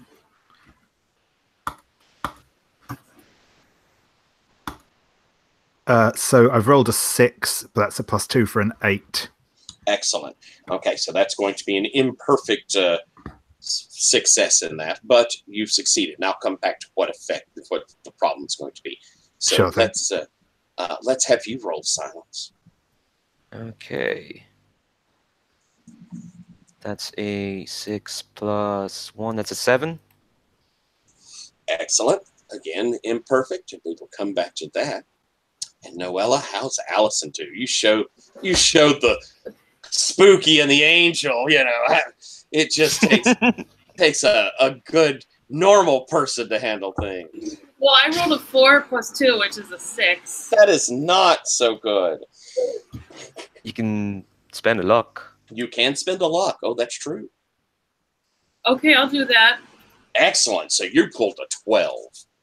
Oh, I didn't realize it went all the way to 12. Yeah. So that's a full success as you concentrate. So I'm going to have you describe to us, what does it look like when this portal closes, when it seals up? What does it see and say? And as in what the portal says. I think. Yeah. What the noise it makes. But I'm gonna have I think I'm gonna have Allison do that since she got the full success there. One thing. So I had 2 luck, so now I'm down to 1, right? We're doing it the other way around. Yeah, other way around. So you should have had. You have quite a few. So that's 3. Yeah. So I have 3. Yeah, that means you spent 3. Okay. Yeah. We started this with having already spent 2. Right. So you'll still have 4 left. Okay. So, I think I'm kind of imagining, like, in the Disney movie Hercules, I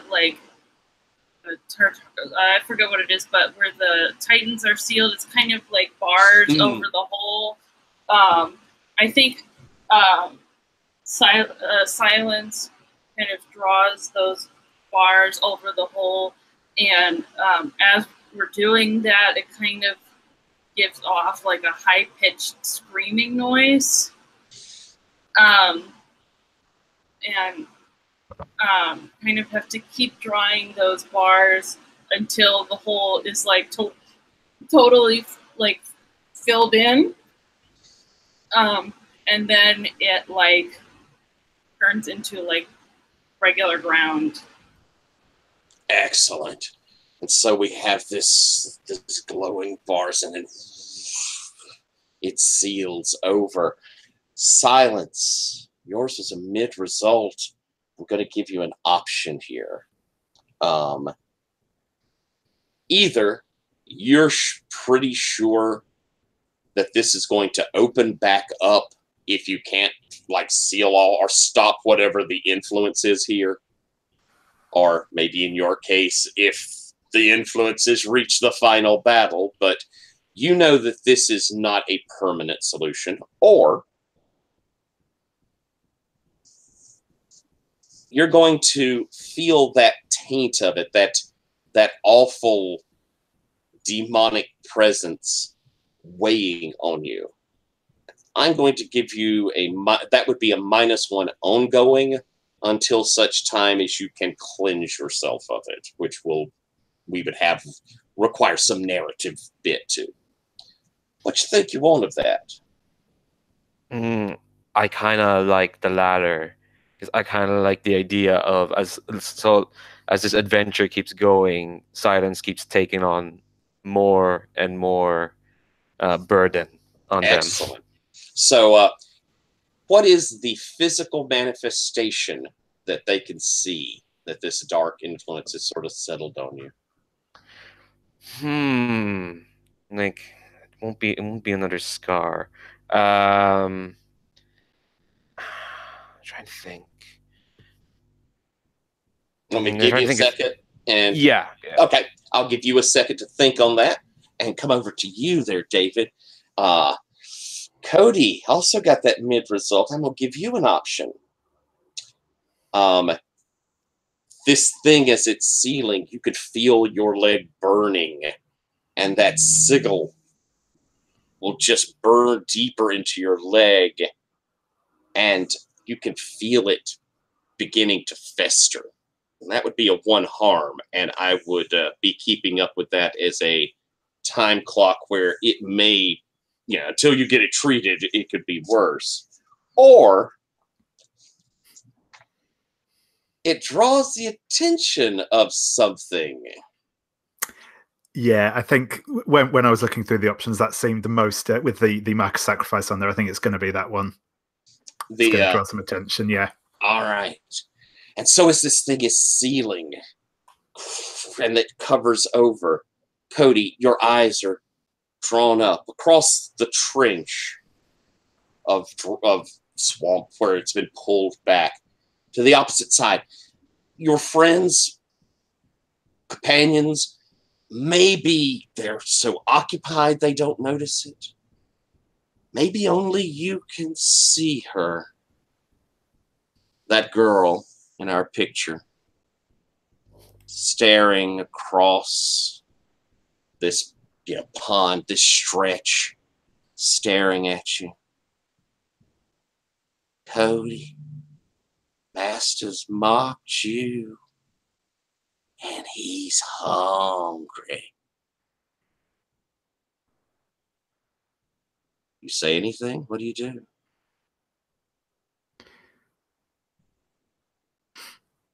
Well, I guess he'll have to come get me then, won't he? She smiles.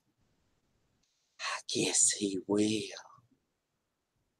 We'll be coming to see you. As she just sort of steps back into the foliage of the swamp. And it's not so much that they surround her and cover her as she just sort of dissolves into it.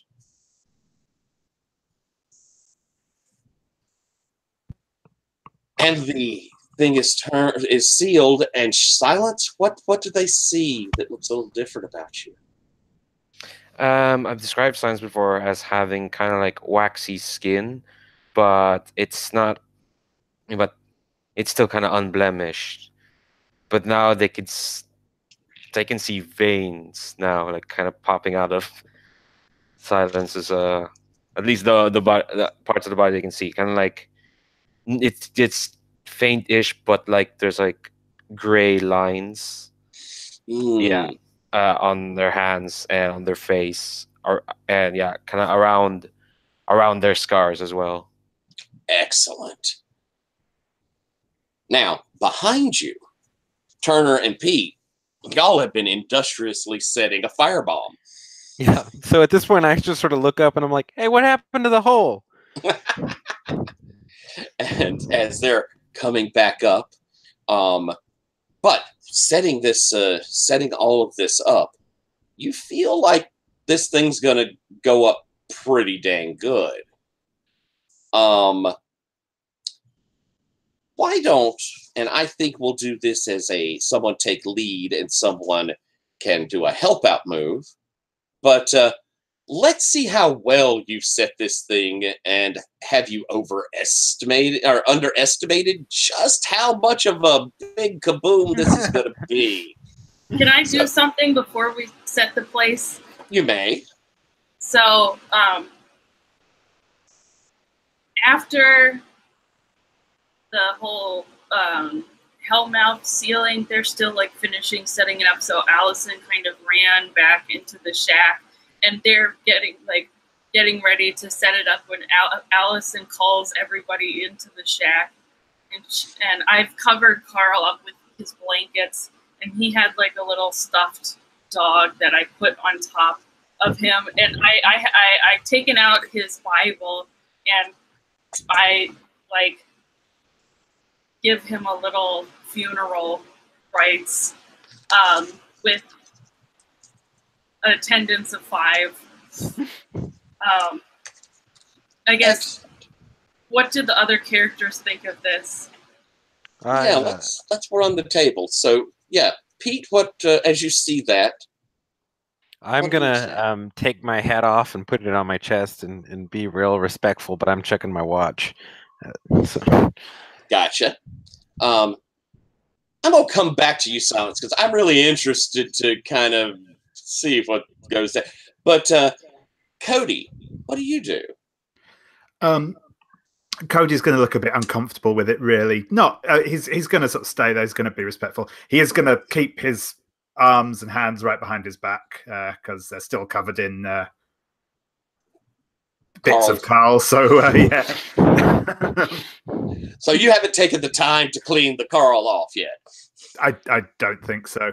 Okay, perfect. Turner, what are you doing?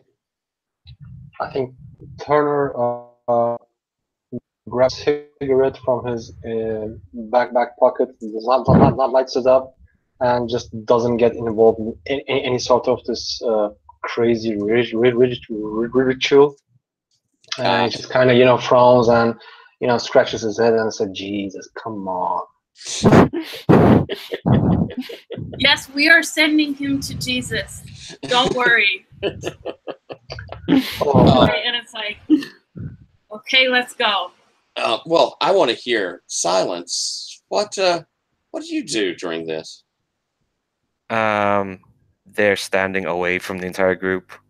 Well, I'm assuming they're all gathered around the corpse, but Silence is standing outside. Turner, who's smoking a cigarette.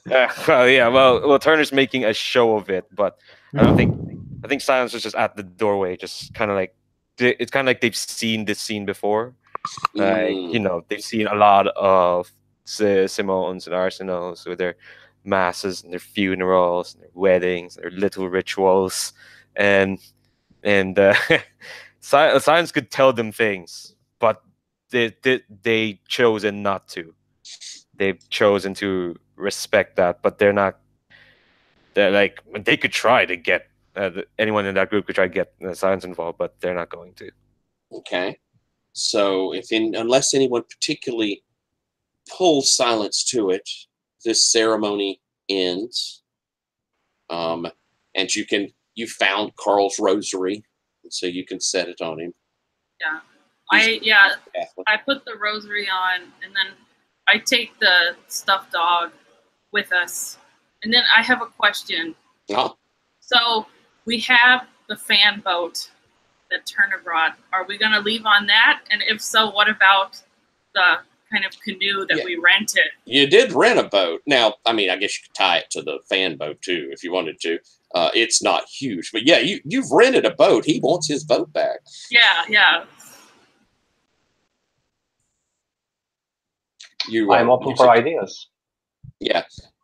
I could volunteer to take that boat back and ask Turner to give everybody else a ride.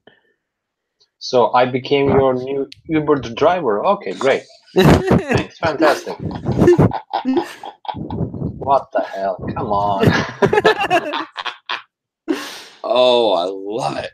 All right. Well, now let's have that roll. So it's going to be an act under pressure. So who would like to take lead in this endeavor? It's rolled with, since it's a act under pressure, it'll be rolled with cool. And then we'll have the other person roll a help out if needed.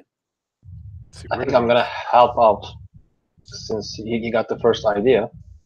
Okay. Should I go first for helping? You can go ahead and roll for a help out and see how you how much you get involved in all that happens. I'll take the lead on that. Okay. Okay. Just hold on. Yeah, give him a sec to roll help out, and that's again with cool. Oh, it's a disaster. It's 5. Okay, I'm gonna hold that move, and go ahead, Pete. Roll a cool for you. I got a 7. All right. So I rolled a 6, and my cool is 1. So. All right. Oh, okay. Yeah, that's a 7. That's as good as I can do. All right. So you've set it up, and as you've piled onto the boat, and I'm guessing Pete, since you're kind of taking the lead on this, Turner, you've started moving away. Fans whirling up, and it's starting to move. As you, Pete, pull out something, catch it on fire, toss it. I'm gonna have a strip of cloth on an end of my arrow and use my bow very nice. to shoot a flaming thing in there. Yeah, you do. And as it goes in, there's a kind of whoosh as it catches some that you put on the dock, and you can see it spread. And then it gets to that gas drum, and there is this message. Now, I'm going to give you an option here, Pete. Either this is going to completely capsize and send this boat down to the bottom. Or, as you kind of pull and push and try to move away, that drum itself is going to go skimming across the water and catch you full in the chest, knocking you down to the boat, and it's probably going to be like a 2 harm damage. I guess I'm going to take that harm. I think that I would like to not sink my cousin's boat. Now this was you're doing the one you rented, but still, yeah. So, and so Mark 2 harm, as you guys look back and there, that barrel skimming across, you can see the big hole that's been blasted out of it. It's exploded as it smacks into Pete. He's knocked down to the boat. It goes bam into the other side. Still flaming gobbets falling out into the water and hitting the other side, sizzling in the plants over there. Meanwhile, you, Turner, it was sort of a surprise, this going on. And so you've kind of done a jerk over with the boat. And it slams into the side off to there, on the there. I'm going to give you the option here of either you're going to have damaged your boat, or you and one of your companions is going to go falling into the water and probably take some damage and be in the water. What you think? Damaging your boat, I envision as like the fan and motor go out, so you're going to have to pull it and get it fixed. I think the motor, the boat will get damaged instead of us just gonna in the swamp. All right, and so shoving it over, wham, into the bank, and as you do, it bends in the fan cover, so it comes up and catches the propeller, and it makes this horrible, and it starts wobbling, and the engine smokes, and it dies out. Oh my god! Not again. Well, it was your crazy idea to burn the place down. Oh, sorry, it was my idea. Wait, is Pete in the water? Like, where is Pete right now? Pete's yeah, where am I? In the water? Now, Pete is been hit by that barrel and has been dumped down into the boat itself, fallen down into it, and I'm betting, Pete, the breath's been knocked out of you and you're bruised up. But do you peek your head back over and take a look? Yeah, I'm gonna sort of scope this out, and you'll hear a faint, "I'm all right, I'm fine, everything's okay." But I'm sort of trying to claw my way up and check out the scene. Seeing all this going on, and now with both boats having to be pulled through the swamp, you took a little time with all of this, so it's getting towards 2:30, 3 o'clock in the afternoon. Y'all have got, if you're polling, it means it may be awfully dim by the time you finally get home. So you probably start hustling. Does that seem fair? We're reaching the end, so I think I'm gonna, if nobody has an objection, I'm gonna hard frame us forward a bit as you guys pull through the swamp. I also can call one of my contacts because I'm a fixer, and one of my background is if I have to buy, sell, or hire an assistance, I just have to roll plus charm. So I can call one of my contacts to pick us That's up a good with another idea. boat. Why don't we have you roll that? Do we get cell reception in the swamp? My guess is that he probably has like a satellite phone. Yeah, Oh, exactly. yeah. A big phone, yeah, one of those types. Okay. So roll plus. When you're out at sea.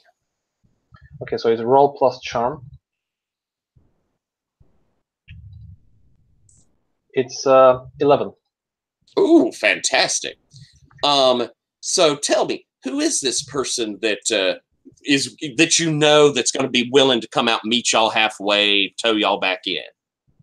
I believe it's a cop. It's one of my contacts from this city. He's actually a lieutenant, a lieutenant. Yeah, and his name is. I'm gonna say his name is. Let me just check. Marcus. Yeah, Lieutenant Marcus. He's like this 50, 60-year-old.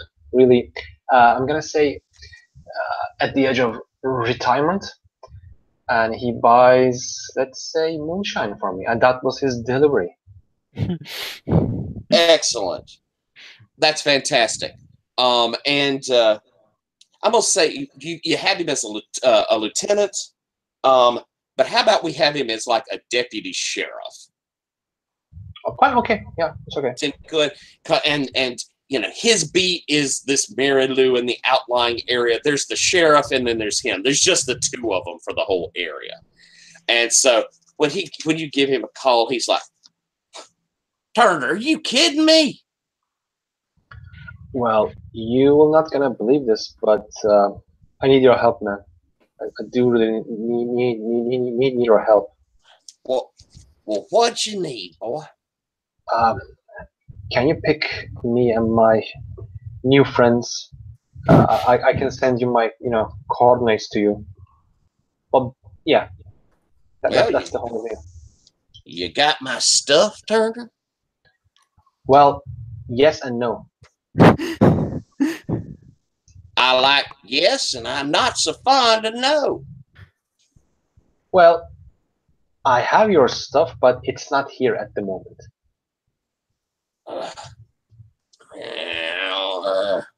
All right, let me get my boat. I'll be out there in a few, and better get my stuff soon. I got a mighty powerful thirst. Yeah. Okay. So I turn to my cousin and say, "I'm gonna kill you. I'm gonna really kill you." I've heard that before. Yeah. So just tell him to head toward the smoke. Yeah. Mark, Having heard we're going to be picked up by somebody, I am now going to. I mean, cleaning my hands in the swamp probably isn't quite the right word for it, but at least getting the blood off of them. probably a good idea. Yeah. Oh yeah, we probably shouldn't meet him here. Y'all have been moving, so okay, good. Yeah, he's meeting you y'all are polling away, and he's going to meet you halfway once he can get a boat there to you.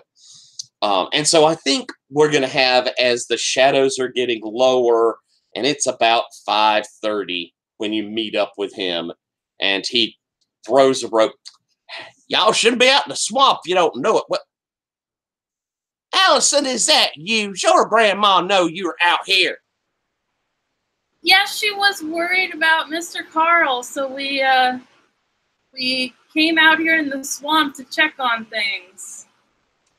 He looks back over in that general direction, and there is a bit of smoke still coming up.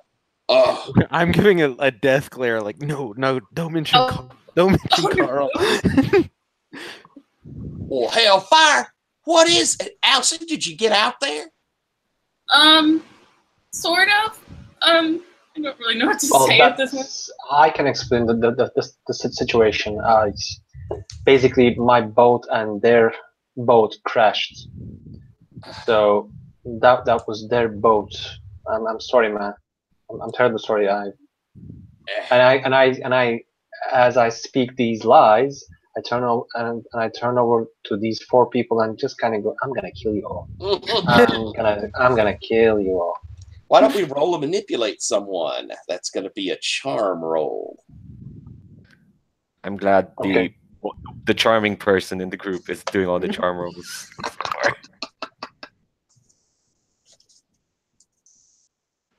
Oh, also, Allison is covered in blood still. It's 13. What'd you get, 13? Woo! 13, yeah. Jesus. Oh, that is fantastic. He looks around and he's like, well, are y'all all right? Miss Allison, are you okay? Is that blood? Don't worry, it's only a flesh wound. Oh, goodness gracious. Come on, we need to get y'all into dock. Y'all, my goodness. Turner, You running this thing too fast if you're hitting boats like that now. And he's tying a rope off to you. He seems to have bought that hook, line, and sinker. And he's got that little outboard motor for his boat. And y'all start cruising through the swamp and arrive back at the dock just as it's getting dark. There's the bugs flying around. You could hear the frogs and the various animals of the swamp making their noises. And the dock here is on a bigger river area that goes into the swamp. And it's right here at Marais. And of course, the mosquitoes are flying around, and they're as big as like a hawk. I mean, they're just big old mosquitoes coming at you. And as you put up there, Deputy Marcus goes, all right, y'all get, Allison, you better get on home. Have your grandma take a look at that. Tell her I'll drop on by. He looks kind of sidelong at Turner. I'd planned on bringing a gift when I came, but I'll be by soon. Yep. Well noted. And you guys can kind of move away from here. Turner and Pete, I'm going to have a moment here to give y'all some kind of chance. Pete, are you going to see if Turner wants to help with this more? And Turner, what is your thoughts after going through this? Obviously, now these alligator and snake skins aren't going to cover all that you've lost as far as payment goes. I mean, your boat's kind of screwed. It's going to be a couple of $100 easy. I think I am trying to slink off without being noticed. Excellent. Turner, what are you doing? Okay. Is he trying to get out? Like, leave the situation? He seems like he's kind of wandering on over towards his truck. I'm just like, okay. Is there anyone around? Like, or we are like on the docks or near the city? You're on the docks, and there aren't. You could see, of course, your friend Marcus. He's tying up his boat. There's a couple of people here on the dock that, the guy who's taking back the boat they had rented. They got that boat they had. Y'all are probably hoping he and Marcus don't talk too much since y'all, here's the boat. But he's pulling it in and probably, coming up to you, Allison, to, are you okay, sort of thing. There's a couple of guys who are coming in on their little John boats from have been fishing out. So maybe 10 folks besides you guys. Okay. Instead of turning to my cousin, I turn to silence. I kind of say, the only reason I helped you is because I owe you one, all right? And in this process, I wrecked my boat. So what I kindly request you to grab hold of my cousin, who just tried to sneak away, and you guys figure out a way to repair my boat fast. That seems fair. Okay. And I'm going to walk towards Peter. What's Peter doing?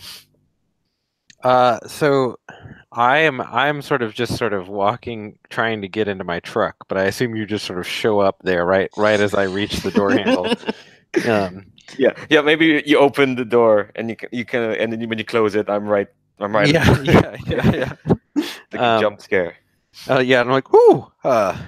How can I help you there, Silence? Please attend to your cousin. Yeah, I guess he's gonna probably want something to do with that boat. Can I ask the GM something real quick? From the scene when we met Sobelia, was there something that she had, like did she? I can't remember. Was she coveting her like rosary? Yeah, she had a rosary. So basically, I'm gonna tell Silence that I imagine we don't have to wait too long, but I have a way to get a handle on the artifact that Sobelia uses. She was a seer, as you probably know, and if we can get a hold of that, I got somebody who will pay a lot of money for that. So if I could just get my hands on that, I think I'd be able to pay back my cousin, and it would be no problem at all. Silence is silent, and over. And then they say, "So Billy Simone's time is soon. If this speeds up events, then I will lend a hand." So Your cousin is now part of events, and even if he tries to break away, he can't. Well, that's So a we might as strange well thing make it to easy say, for him. but okay. So I'm obviously very uncomfortable with this, but I am just sort of gonna slink off, and this is the point at which I've like slowly been moving into my truck, and I close the door and turn the engine on. Yeah. Right. Does does Turner see this? I think kind of like Silence kind of just it is hanging onto the door and kind of like turns to Turner like, mm-hmm. And I'm gonna give Turner a big thumbs up from over here. What you think, Turner? What you doing? I think I'm just gonna look at my cousin who tries to move away. I'm looking at Silence, and I look at finally I look at Cody, and I kind of go, "So you quit the shakes, huh? Good." Cody, you say anything? So I didn't quite catch that. You quit the shakes, like you get off the juice. I've seen you plenty healthy. More or less, a little. I only take medicinal stuff these days. Okay, you know what? I got like $100 in my pocket. If I give you a gun, will you shoot my cousin? Like seriously, right now. So I'm gonna tell Silence. I'm like, just go tell him we work something out. It'll be fine. And are you planning on leaving everyone, Pete? Well, I was just wanting to find a few moments to collect myself and maybe talk to my mentor. I wasn't planning on permanently piecing out. I just Maybe you should have told someone that. Yeah. I think Silence is like, where are you going then? Oh, I just need to have a talk with someone. I will be right back. I promise. Within vision. Okay. And Silence walks off towards Turner. Allison, what are you doing? I'm sitting on the dock, and kind of looking out over the water, kind of thinking, and from my backpack, I kind of pull out kind of like a velvet pouch that has tarot cards in it. So I'm just kind of like playing with those and looking at those. Excellent. I think Cody's going to head over to Allison and sort of crouch down on the duck next to her. Need anything for the pain, Allison? And he's going to pull out a pill bottle and offer it. How Cody, old is please. Allison, by the way? Like 20. Okay. Cody, please. Not in front of the deputy sheriff. Do you take a pill? Yes. Yeah, it's some form of prescription painkiller. The prescription isn't in Cody's name, obviously, but Like, please, not in front of the deputy sheriff. All right.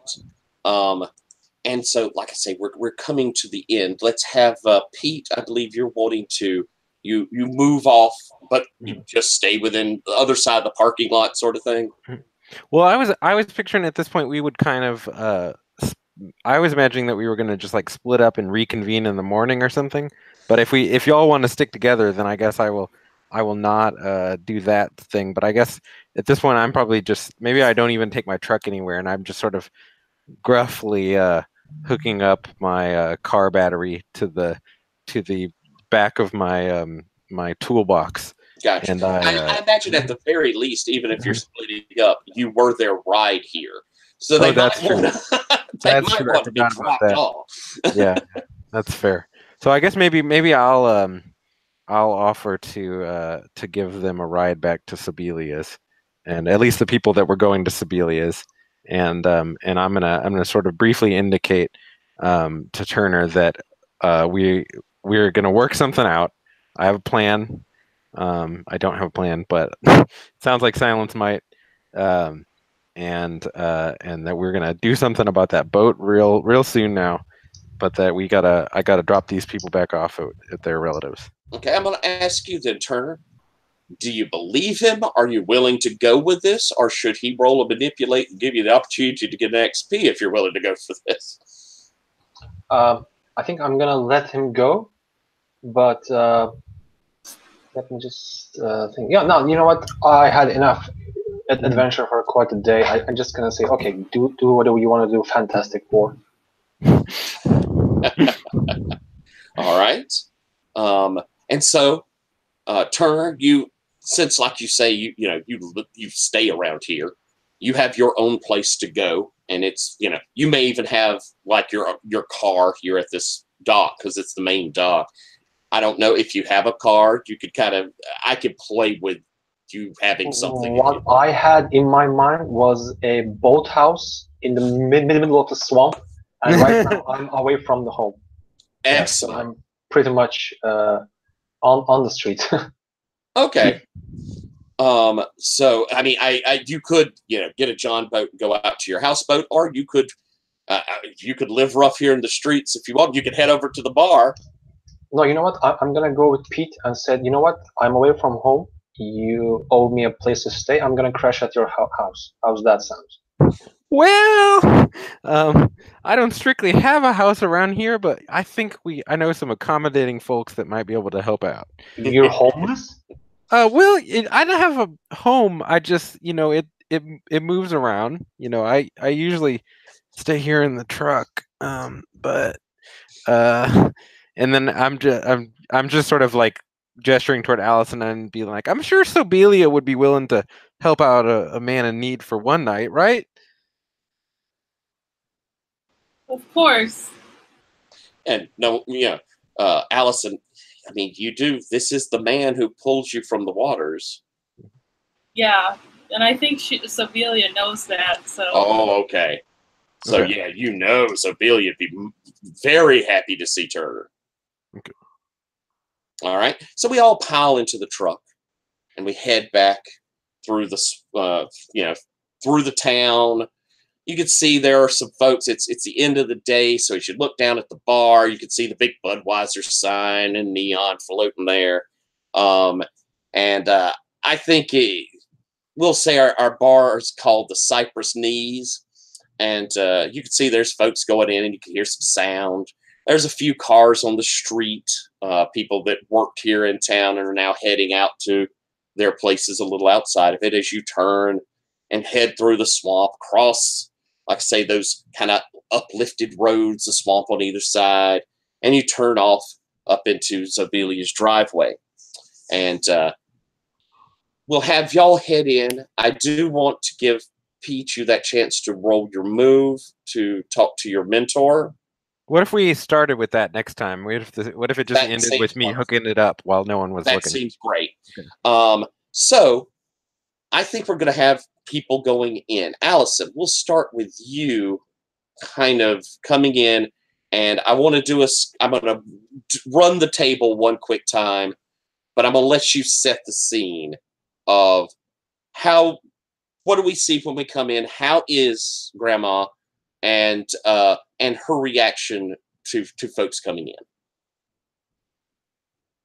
So Delia is kind of sitting in the living room in the rocking chair, smoking a joint, It's medicinal. It's medical marijuana. And she sees us walking in, covered in blood and dirt. And she just kind of like shrieks and kind of runs over to Allison and is like, "What happened? Are you okay?" And then also, well, yeah, we'll start with that. All right. And so she's over there and she's, "Are you okay?" And she's pulling to the side to see, and she's not seeing any wound on you. Silence.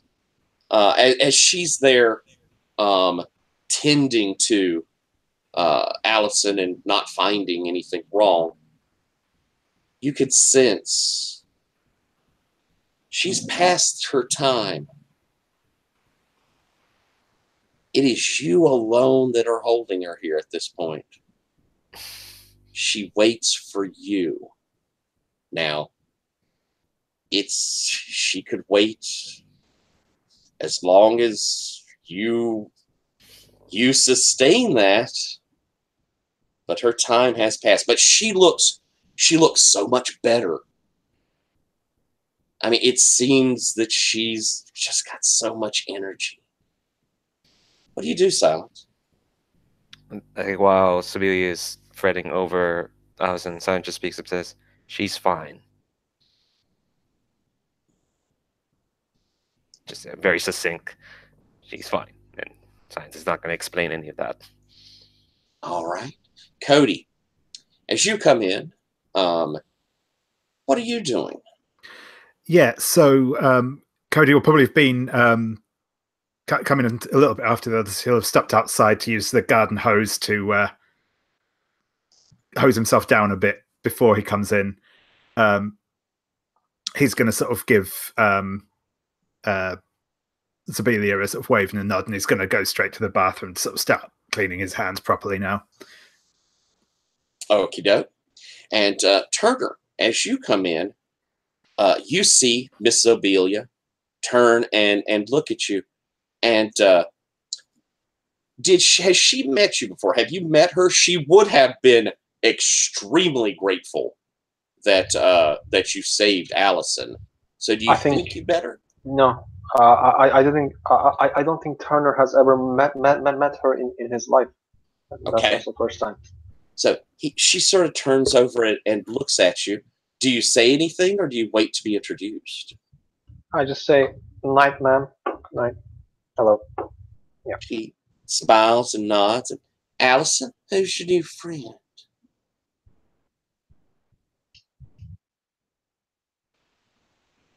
Grandma, this is Turner. The Turner? Yes, Grandma. She looks back over at you, Turner, and her mouth, she's smiling so broad, and she just rushes over and embraces you. "Oh, I've been wanting to meet you." And she is hugging you, and she gives the best hugs. I mean, it's so sweet, and she's kind of tearing up. "You saved my little baby, and I don't know what I would have done if you hadn't have been there." Yeah, destiny. Yeah, I know, fate and the destiny. Yeah. She pulls back. She says, "I know what you need. A good meal." And also a new boat. Yeah, meal. Yeah, meal is nice. "Well, you sit yourself down. Allison, put him in the good chair." And she hustles back towards the kitchen. "I think you all could use a meal." In the bathroom, as you're cleaning yourself, Cody, you look up into the mirror above the sink, and you don't see your own reflection. Instead, you see the girl. She's just looking at you. "Cody, coming back to see you."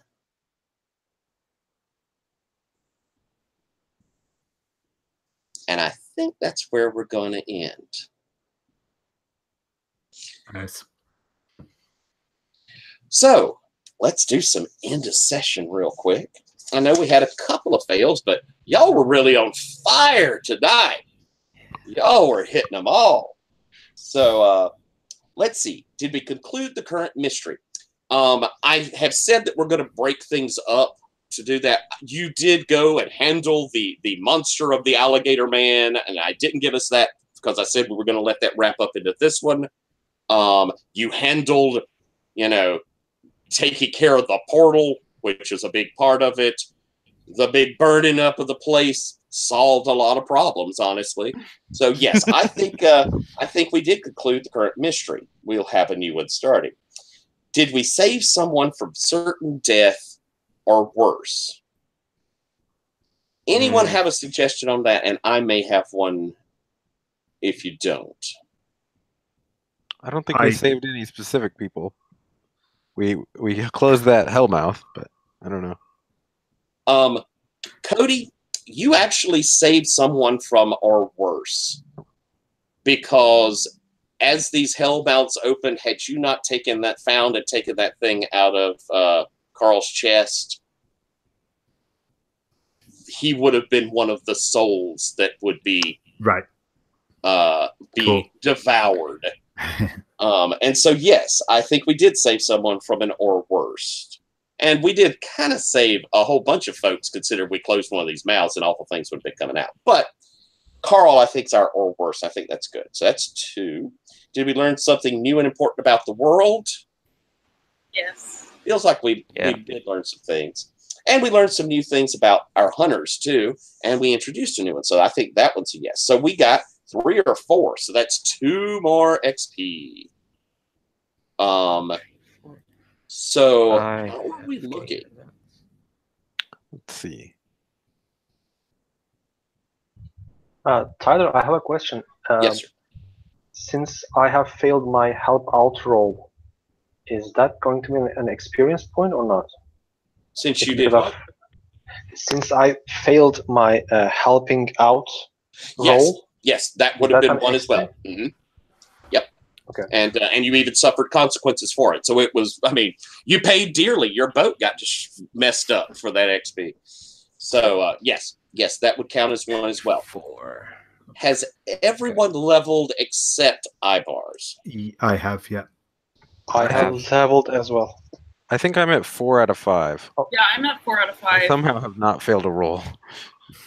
I have a question. Since I was not, I wasn't in the previous session. What they have gained from destroying that creature and closing up the portal, that experience doesn't include me, right? So I don't get that. It does. You should have gotten that as well. Okay, so I got that. That 2 I gave out was for the group complete. Okay. So in that case, I have leveled out as well. Okay. So, yeah, you would have had what you had for fails, what you took for manipulates, and the 2 for the end of session. Everyone else should have what we had last session, which I believe is 2. This time 2. And unless you've had any failed, you might have had along the way. So, sounds like Noella and Skylar have been just perfect so far. I think I was going to, worry if I needed to push XP, but I think we're going to definitely be able to get everyone with at least 1 level up. But I'll open it up to y'all. Does the fail that you used luck on count? No, it is a changed result. But I'm going to ask, do we think we'd like to get, we're our midpoint, we got 2 more sessions. Should I push us to where everybody gets 1 now, and then you have a potential for 1 more next session? Or do we feel fairly good with how it's going, knowing that everyone will have 1 by the end of the 3rd? I feel fine. You fine? Now. You're on the low ends. Is that cool with you, Noella? You feeling good on that? Okay. So then we'll keep going at our pace. I think it's paying off fairly good. And like I say, everybody should get an opportunity to get an advance they get to use. Because, it is always a crummy one when you finally get an advance and it's the 4th of 4 sessions. And you're like, oh, great. So I want to make sure we all get an advance during the course of play. So that is our end of session. Folks who did level, look for the advancements and decide what you might want. We will be back again in a week. And I'm not going to do a wishes or stars this time. I think I'll do one in at the end of the next one to see what we get for our last one. And then our last one will probably do a roses and thorns, because I like that kind of harsher feedback from the end. But I would like to, rather than doing a full wishes and stars, go down the line and get stars that you could maybe hand out, because we had some really cool play. So going down the line, why don't we start with you, Skylar? Any stars you'd like to hand out? Turner, I liked his whole shtick. I liked how he played, and I like. It seems like brought a lot of pretty good drama into the situation, and put me in a spot that I would not have been in. So I like that a lot. Excellent. Noella, any stars you'd like to hand out?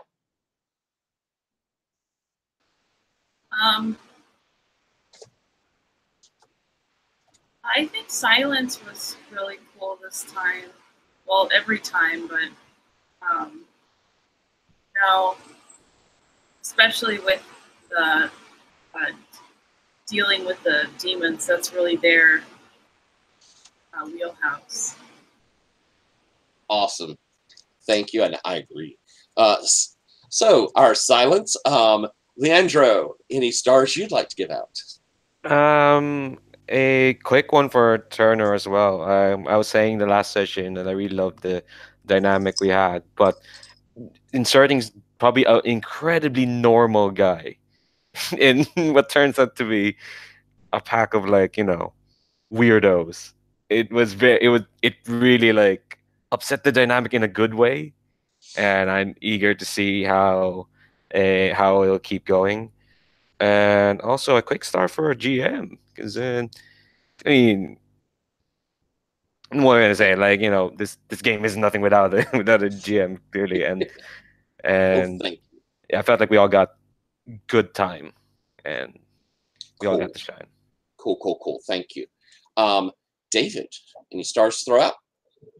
Yeah, I just wanted to go back to silence again. I think I really like Leandra's take on the sort of angel as sort of a creepier figure than sort of, sort of all halos and harps sort of thing. I think it's a really nails that kind of what's the word I'm looking for? Creepy, I suppose. It's not quite the right word I wanted to go for, but severe. Yeah, that was what I was wanted to going for. So you got what I wanted. Anyway, thanks. Cool, thank you, David. And Ibars, any stars? I think both Leandro and Noella, because they all played their characters really well. Yeah, and hats off to you, Tyler. It was a really good experience, man. Thank you very much. And I'll give my stars. All of you were amazing, but I want to say, Ibars, you jumped right into it. I had to, kind of work it in, and that character has really changed up the dynamic in a nice way. It's good to have someone who's more grounded, but who's bringing in some tension. Which I also want to say to you, Skylar, I loved how you played opposite that tension. It was really cool to see Pete kind of as I'll get you, don't worry, sort of guy. That was neat. I thought that was really nicely played. Noella, it is wonderful to see the sweetness of Allison, but still there's that kind of steel to her. She's tough, but it's a really sweet character who I can't say is normal, but who is, reacts like a good person would react in very odd circumstances. And that's a nice play. That's really good. Cody, I like screwing with you. I love the stuff. I love how you're so willing to lean into what I'm doing. I think the Spooky's a great playbook, and you are definitely playing a really cool Spooky. And Leandro, there's something really sweet on that angel. I mean, that play is going so well. Just neat. You're always solid to that character, and I like that stoicism and that very practical way that silence looks. And I agree. creepy, and this is like an angel that is of the Old Testament sort of angel. This is not an angel you want to screw around with. You're not fucking with that angel. And I like that. I think it's been very nicely played. So all of you, thank you so much for playing. I hope you had fun. I had a great time. So I will see you all in a week. I'll put a few things up to remind us, and I'll put our video up along the way. I'll try and get it up sooner. It dipped my mind. So I will try harder to get that up sooner so everybody can get a longer chance if they want to watch. And y'all all have a wonderful night, day, evening, whatever it is for each of you. Goodbye, y'all. Bye. Cheers. Thanks. Tyler. Bye-bye. Bye.